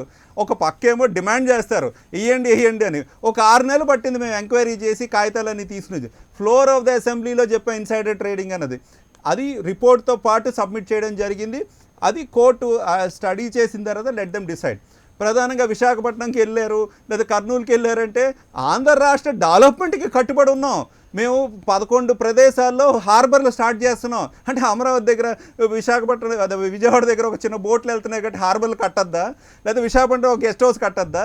ఏంటంటున్నారు? 4 regional development boards announce చేసాం. ప్రధానంగా ఆంధ్ర రాష్ట్రాన్ని 4 రీజనల్ డెవలప్మెంట్ బోర్డ్స్, అక్కడ కూడా ఆఫీసులు వస్తున్నాయి, అక్కడ కూడా అడ్మినిస్ట్రేటివ్ ఆఫీస్ వస్తున్నాయి. 11,000 మన గ్రామ సచివాలయాలు వచ్చినాయి ఆంధ్ర రాష్ట్రంలో. దాంట్లో కియోస్కులు పెట్టాం. రియల్ టర్మ్ గవర్నెన్స్ ఇదివరకు ఉన్న దాన్ని మొత్తం 11,000 దగ్గరికి పెట్టాం. రైతు వారి కార్యక్రమాలు అంటే అడ్మినిస్ట్రేషన్ ఏదైతే టెక్నాలజీని వాడుకుని ఒక పక్క డీసెంట్రలైజ్ చేసుకుంటూ ప్రజలకు అందుబాటులో ఉండే విధంగా ఏదైతే గ్రామ సచివాలయాల దగ్గర తీసుకుని వచ్చి రైతు భరోసా కేంద్రాల దగ్గర ఎనేబుల్ చేయడం జరిగింది. సైమల్టేనియస్ రీజనల్ డెవలప్మెంట్ తీసుకుని వచ్చాం. సైమల్టేనియస్ గా కోర్టు అన్ని అమరావతిలో ఉండకూడదు, అన్ని చోట్ల ఉండాలని కోరుకున్నాం కాబట్టి ఆ విధంగా డెవలప్మెంట్ చేస్తున్నాం. There is no bar in high court. హైకోర్టులో స్టేలు ఉన్నాయి, కంటెంప్ట్లు ఉన్నా కూడా ultimately high court will say what Andhra రాష్ట్ర ప్రభుత్వం చేసింది సరి అని చెప్పి అంటారు. కంటెంప్ట్లో కూడా రాదు. మిగతా ప్రదేశాల్లో డెవలప్మెంట్ చేయకూడదని ఏదైనా ఉందా? అక్కడ ఉన్న వాళ్ళు ఏమంటున్నారు, అమరావతి దాన్ని స్టే ఇచ్చారు కాబట్టి ఇంకెక్కడ కట్టకూడదంట. ఆనందరావు గారు మీరు డెవలప్మెంట్ చేయడం అంటలేదు, రాజధాని పాడు చేసే ఉద్దేశం ఎందుకు మీకు అంటున్నారు? మీరు ఏమండి మురళీకృష్ణ గారు, కృష్ణమోహన్, ఇప్పుడు మీరు ప్రజాస్వామ్యంలో రాజకీయ పార్టీలకి మేనిఫెస్టో అనేది ఒక హామీ పత్రమా కాదా? అవును. ఆ హామీ పత్రంలో మీరు ఎన్నికలకు ముందు అమరావతిలో ఆ ప్రాంతంలో మీరు, మీ పెద్దిరెడ్డి రామచంద్రరావు గారు, మీ రోజా గారు, మీ ఉమ్మారెడ్డి గారు, మీ బొత్స గారు, మీరందరూ కూడా జగన్ గారు గెలిస్తే రాజధాని ఇక్కడే ఉంటదని మీరు చెప్పారు, చెప్పలేదా? కరెక్ట్ కాదండి, మేనిఫెస్టోలో లేనివి సార్. మీరు ఇంత పెద్ద సీనియర్, మీరు శాసనసభ్యులుగా పనిచేశారు. మేనిఫెస్టో అంటున్నారు, బయట చెప్పారంటున్నారు. బ్రదర్ మేనిఫెస్టోలో పెట్టలేదు, ప్రజలు నమ్ముతున్నారని, ప్రజలు డౌట్ పడ్డారని మళ్ళీ మీరు డౌట్ పడొద్దు, మేము గెలిస్తే ఇక్కడే ఉంచుతాము, మార్చము అంటున్నాను. 11,000 64,000 మంది ప్లాట్లు ఇస్తా ఉంటున్నాను. 11,000 మంది ఎవరైతే ఒరిజినల్ గౌరవప్రదంగా హయ్యర్ కాంపెన్సేషన్ ఇస్తానంటున్నారు. బ్రదర్ అయిపోయింది బ్రదర్, మీ ఓపెనింగ్ సెంటెన్స్ లోనే మొత్తం డిఫెన్స్ వికెట్లు ఎగిరిపోయినాయి. మీరు నేను వెళ్ళనంటే ఎలా కాదు, థర్డ్ ఎంపైర్ చెప్తున్నాడు ఆనందరావు బ్రదర్ అవుట్ అని. అవుట్ పెట్టారా లేదా? మీరు ఎన్నికల్లో ప్రజలను మభ్యపెట్టారా లేదా? ఈ మాట మీ పార్టీ నుంచి మీ పార్టీలో ఉన్న రఘురామకృష్ణ గారు చెప్తారు, చెప్పట్లేదు వేళ. ఈ మాట మీ పార్టీ పార్లమెంట్ సభ్యుడు మీడియా వేదికగా చెప్తున్నారా లేదా? చెప్పండి. ఈ మీడియాలు మొత్తం ఆ మాట రాస్తున్నాయా లేదా? వార్తల్లో చూపిస్తున్నారా లేదా? మీరు ఎన్నికలకు ముందు ప్రజలు చీట్ చేస్తారా? చీట్ చేసి అమరావతిలో ఓట్లు వేయించుకుని రైతులు ఇవాళ రోడ్డు ఎక్కిస్తారా? మీరు మళ్ళీ ఇంకో ఏదో మళ్ళీ దొంగతిరుగులో చెప్తారా? మీరు ఏం న్యాయం ఇది? ఓకే, న్యాయం ఏంటో నేను చెప్తాను. క్విక్ గా చెప్పేస్తాను. ఎస్ఐని రైతులకి మీరు ఇచ్చింది తక్కువ కాంపెన్సేషన్ ఇచ్చారు. భూమి పట్టా ఉన్న రైతులకి మేము సమానంగా ఇస్తున్నాం. 10 సంవత్సరాలు ఇచ్చే కాంపెన్సేషన్ ఆందోళన 15 సంవత్సరాలు ఇస్తున్నాం. ఇది న్యాయబద్ధం, ఎందుకంటే డెవలప్మెంట్ కొంత టైం పడుతుంది కాబట్టి. అక్కడ అసైన్డ్ రైతు రాజధాని కావాలంటున్నాడు, కాంపెన్సేషన్ కోసం ఇప్పుడు మాట్లాడలేదు. కాంపెన్సేషన్ అంటే వారికి ఇచ్చే భూమి సమానంగా ఇస్తున్నా. బ్రదర్ తెలుసుకోండి, మీరు ఏం మాట్లాడుతున్నారు, ఏం వింటున్నారు? మీరు మీ పార్టీకి దళితులు ఎదురొచ్చి ఓటేస్తే ఈ వేళ దళితుల మీద మీరు రావని కష్టం చేస్తారు రాష్ట్రాల మీద. మీరు ఏం మాట్లాడుతున్నారు బ్రదర్? మీరు ఇప్పుడు భూమి ఎక్కువ భూమి ఇస్తున్నాం, ఎక్కువ కాంపెన్సేషన్ ఇస్తున్నాం, ఎక్కువ పీరియడ్ పెంచాము, దాన్ని ఏదో మేమే వ్యతిరేకం చేశారంటే 10 ఏళ్ళు పోతే 15 ఏళ్ళు ఇస్తాం. ఆయన చెప్తున్న దాంతో మీకు అర్థం కాకపోవడం విచిత్రంగా ఉంది. రాజధాని మాకు కావాలి అని అడుగుతుంది చెప్తున్నారు ఆయన. కరెక్ట్ కదా సార్? రాజధాని కావాలి అంతే, ఇంకెక్కడ డెవలప్మెంట్ రాజధాని కావాలి అని అడుగుతున్నారు ఆయన. కాంపెన్సేషన్ అవి ఇవి మాట్లాడతారు మీరు. అది ఉంటుంది అక్కడ, అక్కడికి ఎక్కడికి వెళ్ళిపోదు. మీకంటా బ్రహ్మాండంగా డెవలప్ చేస్తాం. బాహుబలి ఈ గ్రాఫిక్ కాదు, ప్రజలు కూర్చుని తినే విధంగా మాయా అమరావతి వద్దండి. మాకు రాజధాని కావాలి అని ఆయన స్పష్టంగా చెప్తుంటే మీరు అర్థం చేసుకోవట్లేదు. నాకు అర్థమైంది ఆనందరావు గారు, నాకు అర్థమైంది ఆనందరావు గారు. Correct, correct. సెంటర్ లో ఉండాలా? ఖచ్చితంగా స్కేల్ పెట్టుకొని కొలిస్తే, కొలిస్తే అది ఖచ్చితంగా సెంటర్ లోనే ఉండి తీరాలా. ఈ విషయంలో భేదాభిప్రాయానికి అవకాశం లేదు. తిరుపతిరావు గారు, ఢిల్లీని మారుద్దాం. ఆనందరావు గారు, తిరుపతిరావు గారు రాగండి. కొలిచినప్పుడు ఢిల్లీ సెంటర్ లో లేదు, మారుద్దామా? ఆనందరావు మార్చాలి, ఖచ్చితంగా మార్చాలి. ఓకే, తిరుపతిరావు గారు మార్చాలి డిమాండ్. ఏం లేదు, నిన్న పురంధర ఒక నిమిషం, కాశ్మీర్ నుంచి కన్యాకుమారి కొలిస్తే ఢిల్లీలో సెంటర్ లో లేదు కాబట్టి మార్చాలని తెలుగుదేశం డిమాండ్. అట్లా కాదు, ఉండండి శ్రీధర్ గారు, ఉండండి. తిరుపతిరావు గారు, నిన్న మేడం మాట్లాడింది అదే మన పురంధరేశ్వర. ఒక నిమిషం ఆనందరావు గారు, వైసీపీ వారికి జనాభిప్రాయంతో పని లేదు, మీకు జనాభిప్రాయంతో పని లేదు. చూసుకోండి, మీకు మీ పార్టీలకు ఏదైనా కాదు మేము బ్రదర్, అది రాజధానికి అర్థం అవుతుంది. మీకు గుర్తుంచండి, మీకు Yes. అనుకుంటారు Zoom లో కేంద్రంలో మాట్లాడే వాళ్ళు మీరు కాదు. రాష్ట్రంలో మీరు ఆగాలి దయతో నా ఎందు దయించి చెప్పినా వెళ్ళిపోతే రేపు మాత్రం ఈ రాజధాని మిమ్మల్ని ముంచేద్ది. ఓకే రాజధాని వల్ల మీకు చాలా చెడు జరుగుతుందండి చివరిసారిగా ఆయన శాపం పెడుతున్నారు మీకు ఓకే తిరుపతిరావు గారు ఇప్పుడు నిన్న మేడం దగ్గుబాటి పురంధరేశ్వర గారు మాట్లాడినటువంటి మాటలు తీరు చూస్తే అలాగే ఆయన పేరేంటి సత్యకుమార్ గారు కూడా మాట్లాడి చూస్తే జగన్కి పరిపాలించడం రాదు, మోదీపై వ్యక్తిగత విమర్శలు, ఆ తర్వాత ఇక చాలా అన్నీ చాలా ఎక్యుజేషన్స్ చాలా సీరియస్గా ఉన్నాయి. ఇంతకుముందు ఎప్పుడూ కూడా ఈ విధమైనటువంటి తీరు కనపడలేదు. దీంతో ఈవిడ తెలుగుదేశం పార్టీ జాతీయ ప్రధాన కార్యదర్శి వైసీపీ బీజేపీ ప్రధాన కార్యదర్శి అనేటువంటి పరిస్థితి వచ్చింది. దీని మీద ఇందాక మనం మాట్లాడుతూ కొంచెం డైవర్ట్ అయినాము. ఒక్కసారి మీరు మీ వివరణ ఇవ్వండి. మీరు ఇందాక చాలా స్ట్రైట్గా చెప్పారు, బట్ మీరు అది డైవర్ట్ అయిపోయినారు. తిరుపతిరావు గారు. కృష్ణమోహన్ గారు, ఇప్పుడు ఉదాహరణ నేను ఒకటి చెప్తాను సార్. రాష్ట్ర ప్రభుత్వం అప్పులు తెస్తుంది. మన రాష్ట్ర ప్రభుత్వమే కాదు, అన్ని రాష్ట్ర ప్రభుత్వాలు అప్పులు తెస్తున్నాయి. అదే సందర్భంలో కేంద్ర ప్రభుత్వం కూడా అప్పులు చేస్తుందండి, చేయట్లేదని కాదు. చరిత్రలో, భారతదేశ చరిత్రలో మొట్టమొదటిసారిగా చేసిన అప్పులు తీర్చిన ఘనత మన నరేంద్ర మోడీ గారికి ఉంది. కానీ అప్పులు చేయడం అయితే తప్పట్లేదు ఇప్పటికి కూడా, అంగీకరిస్తాం. ఈ విషయంలో అప్పులు చేసింది దేనికి ఉపయోగించాలి సార్? ఉత్పాదక వ్యయానికి ఖర్చు పెట్టాలా. It is a minimum formula అది. మన రాష్ట్ర ప్రభుత్వం ఏం చేస్తుంది? అప్పులు తెస్తుంది. కోవిడ్ ప్రాబ్లం ఉంది, తేవచ్చు. అనుత్పాదక వ్యయం మీద ఖర్చు పెడుతుంది. ఇలాంటి విషయాలు కొన్ని మాట్లాడక తప్పదు. ఇంకొక విషయం నేను స్పష్టం చేస్తున్నా. ఇందాక మీరు ఒక విషయం చెప్పారు, అవునన్నా కాదన్నా రాజధాని విషయంలో మీరు చెప్పిన దాని 100% వాస్తవము. ఎందుకంటే ఒక్క రాజధానే కాదండి, తెలుగుదేశం పార్టీ పరిపాలనా ఛాయలు ఎక్కడ కనబడినా అక్కడ ₹1 పెట్టుబడి పెట్టి ముందుకెళ్లే ఉద్దేశం జగన్మోహన్ రెడ్డి గారికి లేదు. ఆ విషయం స్పష్టమవుతోంది. ఆ విధంలో అదనంలో ఆయన వెళ్తున్నాడు. అదే సందర్భంలో అది ఎంత నిజమో మీరు చెప్పింది. ఇంకొకటి మీరు ఒక మాట వాడారు, నేను వార్లుకు చెప్పేసాను. ఏదైతే రైతులకు సంబంధించినటువంటి బిల్లులు అప్రజాస్వామికంగా ఆమోదించడం జరిగిందని చెప్పి వాడారు. దయచేసి విరమించుకోవాలి ఆ వర్డ్ని. ఎందుకంటానంటే రైతులకి ఇవాళ మనం ప్రతి వ్యక్తి కూడా తన సొంతంగా ధర నిర్ణయించుకొని అమ్ముకుంటున్నటువంటి పరిస్థితుల్లో రైతుకు కావాలని చెప్పి ఒక చారిత్రాత్మకమైనటువంటి నిర్ణయంతో తెచ్చిన బిల్లులు అవి కూడా ప్రజాస్వామ్యబద్ధంగానే ఆమోదించడం జరిగింది. అంత మంచి బిల్లులు అయితే పార్లమెంట్లో చర్చ పెట్టచ్చు కదా.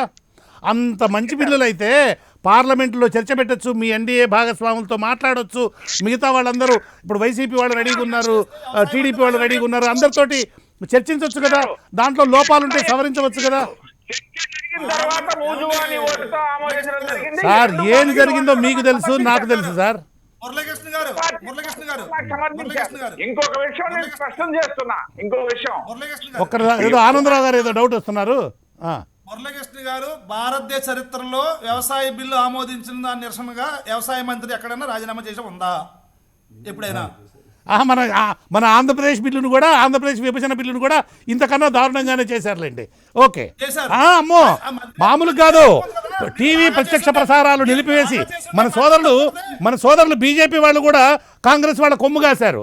టీవీ ప్రత్యక్ష ప్రసారాలు నిలిపివేసి, కరెంటు తీసివేసి, ఎంపిక చేసిన పార్లమెంట్ సభ్యుల మీద దాడి చేసి, వాళ్ళని కొట్టి, పేపర్లు చించి, నానా బీభత్సం చేసి ఆంధ్రప్రదేశ్ను విభజించారు.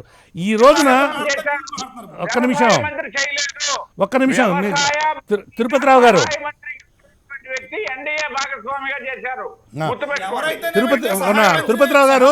తిరుపతిరావు గారు మీరు అడిగిన చెప్తున్నా. ఏదైతే సత్యకుమార్ గారు కానీ, లేకపోతే ఏదైతే పురంధేశ్వరి గారు కానీ, లేదా ఇవాళ తెలుగుదేశం పార్టీ కానీ, లేకపోతే నేను కానీ, లేకపోతే మా జన సైనికురాలు కానీ, ఖచ్చితంగా ప్రజాస్వామ్య వ్యవస్థలో ఎవరైతే అధికారంలో ఉంటారో వాళ్ళనే విమర్శిస్తాము, వాళ్ళనే విమర్శించాలి. కరెక్ట్. వాళ్ళనే ఇవాళ అధికారంలో Correct. ఉన్నాం మీరు కాబట్టి మీరు అప్రజాస్వామ్యం అనగలిగారు కాదు, దానికి నేను వాళ్ళు మాత్రమే తప్పులు చేయడానికి అవకాశం ఉంటుంది కాబట్టి. కరెక్ట్ ఆనందరావు గారు, మీరు చెప్పిన దాంతో నేను కరెక్ట్.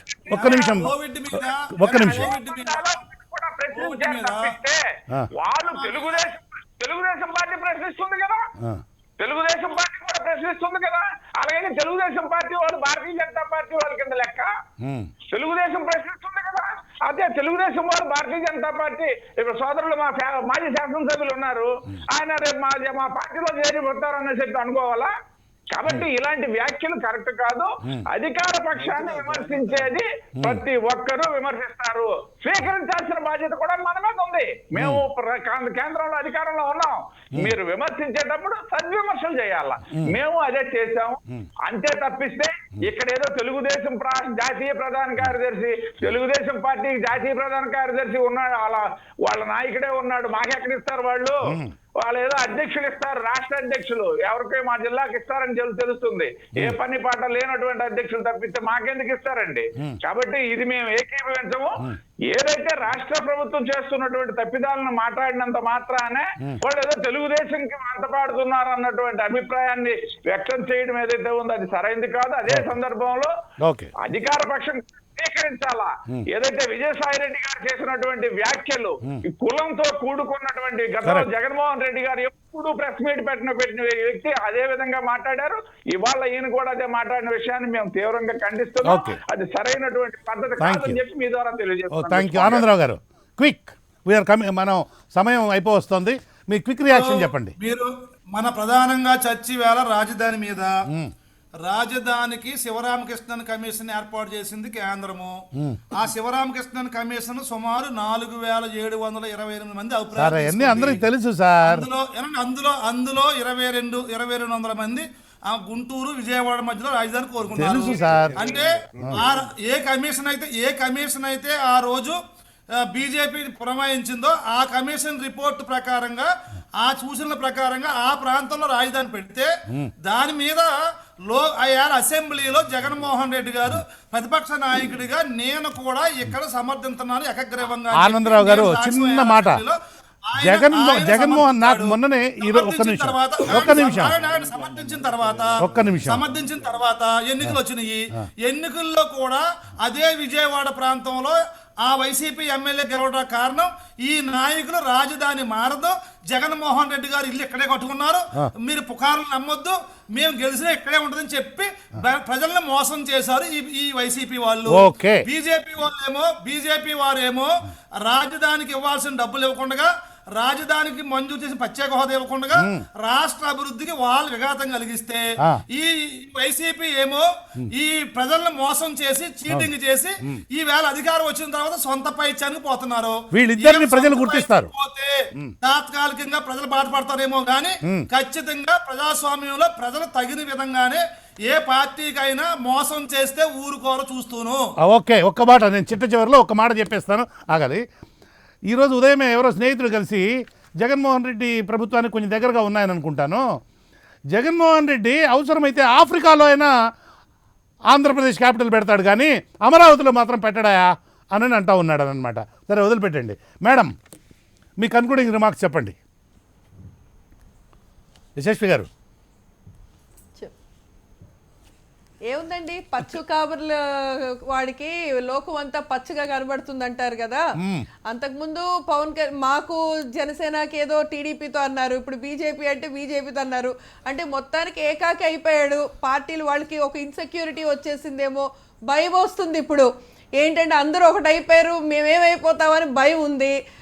అంటే మొత్తం దేశం అంతా ఒక లెక్క ఉంటే మన ఏపీ రాష్ట్రం మాత్రం ఒక లెక్కలో ఉంది. మొత్తం అప్పుల పాలు అయిపోయింది, ఒక క్లారిటీ లేదు, ఒక కన్ఫ్యూజన్ తో ప్రజలు మనోభావాలతో ఇష్టం వచ్చినట్టు ఆడుకుంటున్నారు. ఏదన్నా నిండిపోతే పరిపూర్ణం అయిపోయింది, ఇప్పుడు ఇంకా బయటికి పొర్లిపోతుంది. పాపంకి ఒక పండిపోయిన రోజులు వచ్చినాయి. ఇప్పుడు ఈ రోజు they have to count down the days అండి, వచ్చేసింది కౌంట్ డౌన్. సో తప్పకుండా ప్రజలు బుద్ధి చెప్తారనే లోపలే కౌంట్ డౌన్ మొదలైందే కాదు, ఇప్పుడు బస్ మాసుడు చెయ్యి తల మీద వేసుకొని అంటారు చూసారా, ఈ రోజు చేస్తుంది వాళ్ళే. ప్రజలు ఎంత ఎక్సలెంట్ విక్టరీ ఇచ్చారు, దాన్ని వాళ్ళు కాపాడుకోలేకపోతున్నారు. వాళ్ళకి ఆ సంతోషాన్ని నేనైతే ఖచ్చితంగా చెప్తున్నాను. వీళ్ళు రైతులకి, ప్రత్యేకించి రైతుల గురించి అండి. ఇందాక ఒక్క విషయం నాకు అర్థం కాలేదు. మీరు బీజేపీకి దగ్గరగా ఉంటే ఏదేదో అంటున్నారు. బీజేపీ సత్యకుమార్ ఈరోజు చెప్పాడు, పవన్ కళ్యాణ్ గారికి ఉన్నటువంటి జనాకర్షణ శక్తి, మా పార్టీకి ఉన్నటువంటి సంస్థాగత నిర్మాణము, ఈ రెండు కలిస్తే ఎట్లయితే మేము అధికారంలోకి వస్తాము అని అంటూ ఆయన చెప్పారు. ఇంకా మళ్ళీ మీరిద్దరూ శరీరాలు మాత్రమే వేరు, మీ ఆత్మలు ఒకటైపోయినాయి కదా, మళ్ళీ దాన్ని పబ్లిక్గా ఎందుకు డినై చేస్తారు? మీరు అలయన్స్లో ఉన్నట్లే, ఇంకా పబ్లిక్గా డినై చేయకండి. నేనేం డినై ఐఎమ్ నాట్ డినైయింగ్ అండి. లేదు, ఐడియాలజీ ఒకటండి. వీళ్ళు ఇష్టం వచ్చినట్టు మాట్లాడుతున్నారు వైసీపీ నాయకులు, రోజుకొకళ్ళతో పెట్టి ఏదో మాట్లాడారు. ఇప్పుడు ఈ ఇష్యూ గురించి, సబ్జెక్ట్ మ్యాటర్ గురించి మాట్లాడుతున్నామండి కృష్ణమోహన్ గారు. ఇక్కడ మీరు దయచేసి అర్థం చేసుకోండి, నేను ఇష్యూ గురించి మాట్లాడుతున్నాను. వాళ్ళకి ఏదో వంక కావాలి కదా, అటు ఇటు పెట్టి ఏదో కన్ఫ్యూజ్ చేసి వాళ్ళు కన్ఫ్యూజ్ అవుతున్నారు. ఒకటండి ఖచ్చితంగా జరిగేది, ఇది రాజకీయం అన్నది 180 degrees వెళ్తుంది. తప్పకుండా ఒక ఐడియాలజీతో, ఒక క్లారిటీతో ఉన్నది. మేము మిత్రపక్షమైన బీజేపీతో జనసేన ఏ విధంగా ప్రయాణిస్తుందో, ఏ విషయాల్లో మేము ప్రొటెస్ట్ చేస్తాము, ఏ విధంగా ఖండిస్తామో చూడండి. తప్పకుండా దేర్ ఆర్ గోల్డెన్ డేస్. ప్రజలకి తప్పకుండా తప్పకుండా జనసేన బీజేపీ వల్ల మంచి జరుగుతుంది. డెఫినెట్ గా భూచక్రం చూపిస్తాం. కృష్ణుడు శిశుపాలుడు అవి ఇవి అన్నారు, కృష్ణుడు మేము. శిశుపాలు చేసే తప్పులన్నీ, వీళ్ళందరూ చేసిన తప్పులు ఖచ్చితంగా జగన్మోహన్ రెడ్డి గారు శిక్షిస్తారు. ఎవరైతే తప్పు చేశారో న్యాయబద్ధంగా ఎంక్వైరీ చేసి పట్టుకుని కోర్టులు వేయడం కానీ, లేకపోతే కోర్టుల ముందర కానీ, కోర్టుల దగ్గర స్టే తెచ్చుకున్నా కూడా అవి వెకేట్ చేయించి ఖచ్చితంగా సుప్రీంకోర్టుకి వెళ్ళినా కూడా ఎస్ఎల్పీ చేసి చేస్తాం. పదే ఎలక్షన్ కమిషనర్ రమేష్ కుమార్ గారి గురించి మాట్లాడుతున్నారు. అదే రమేష్ కుమార్ ఎలక్షన్ కమిషనర్గా ఉన్నానని క్లెయిమ్ చేస్తున్నప్పుడు పార్క్ హయాత్ హోటల్కి వెళ్ళి ప్రైవేట్గా ఎవరితో చర్చించారు. అది కులం గురించి ఎందుకు మాట్లాడుతున్నాం అంటే అది కులం ఇష్యూ. రెండోది పురంధేశ్వరి గారు కులం మీటింగ్కి అటెండ్ అవుతారు, అందుకని వైసీపీ విజయసాయి రెడ్డి గారు మాట్లాడారు. జాతీయ అన్నది ప్రజలు డిసైడ్ చేసుకుంటారు, మేము లేవనెత్తాం, ప్రజలు డిసైడ్ చేసుకోండి.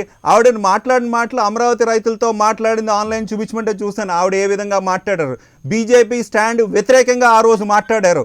ఆ రోజు కన్నా లక్ష్మీనారాయణ ప్రెసిడెంట్గా ఉన్నారు. ఈరోజు సోమవీర్రాజు గారు క్లియర్గా చెప్పడం జరిగింది, 64,000 మంది ఎవరైతే ఉన్నారో వాళ్ళకి ప్లాట్లు అలాట్ చేస్తాం, కర్నూలులో హైకోర్టు పెడతాం, విశాఖపట్నం డెవలప్ చేస్తాం. అది ఆయన stand. Thank you very much Yashasvi గారు, తిరుపతిరావు గారు, మన ఆనందరావు గారు అండ్ శ్రీధర్ గారు.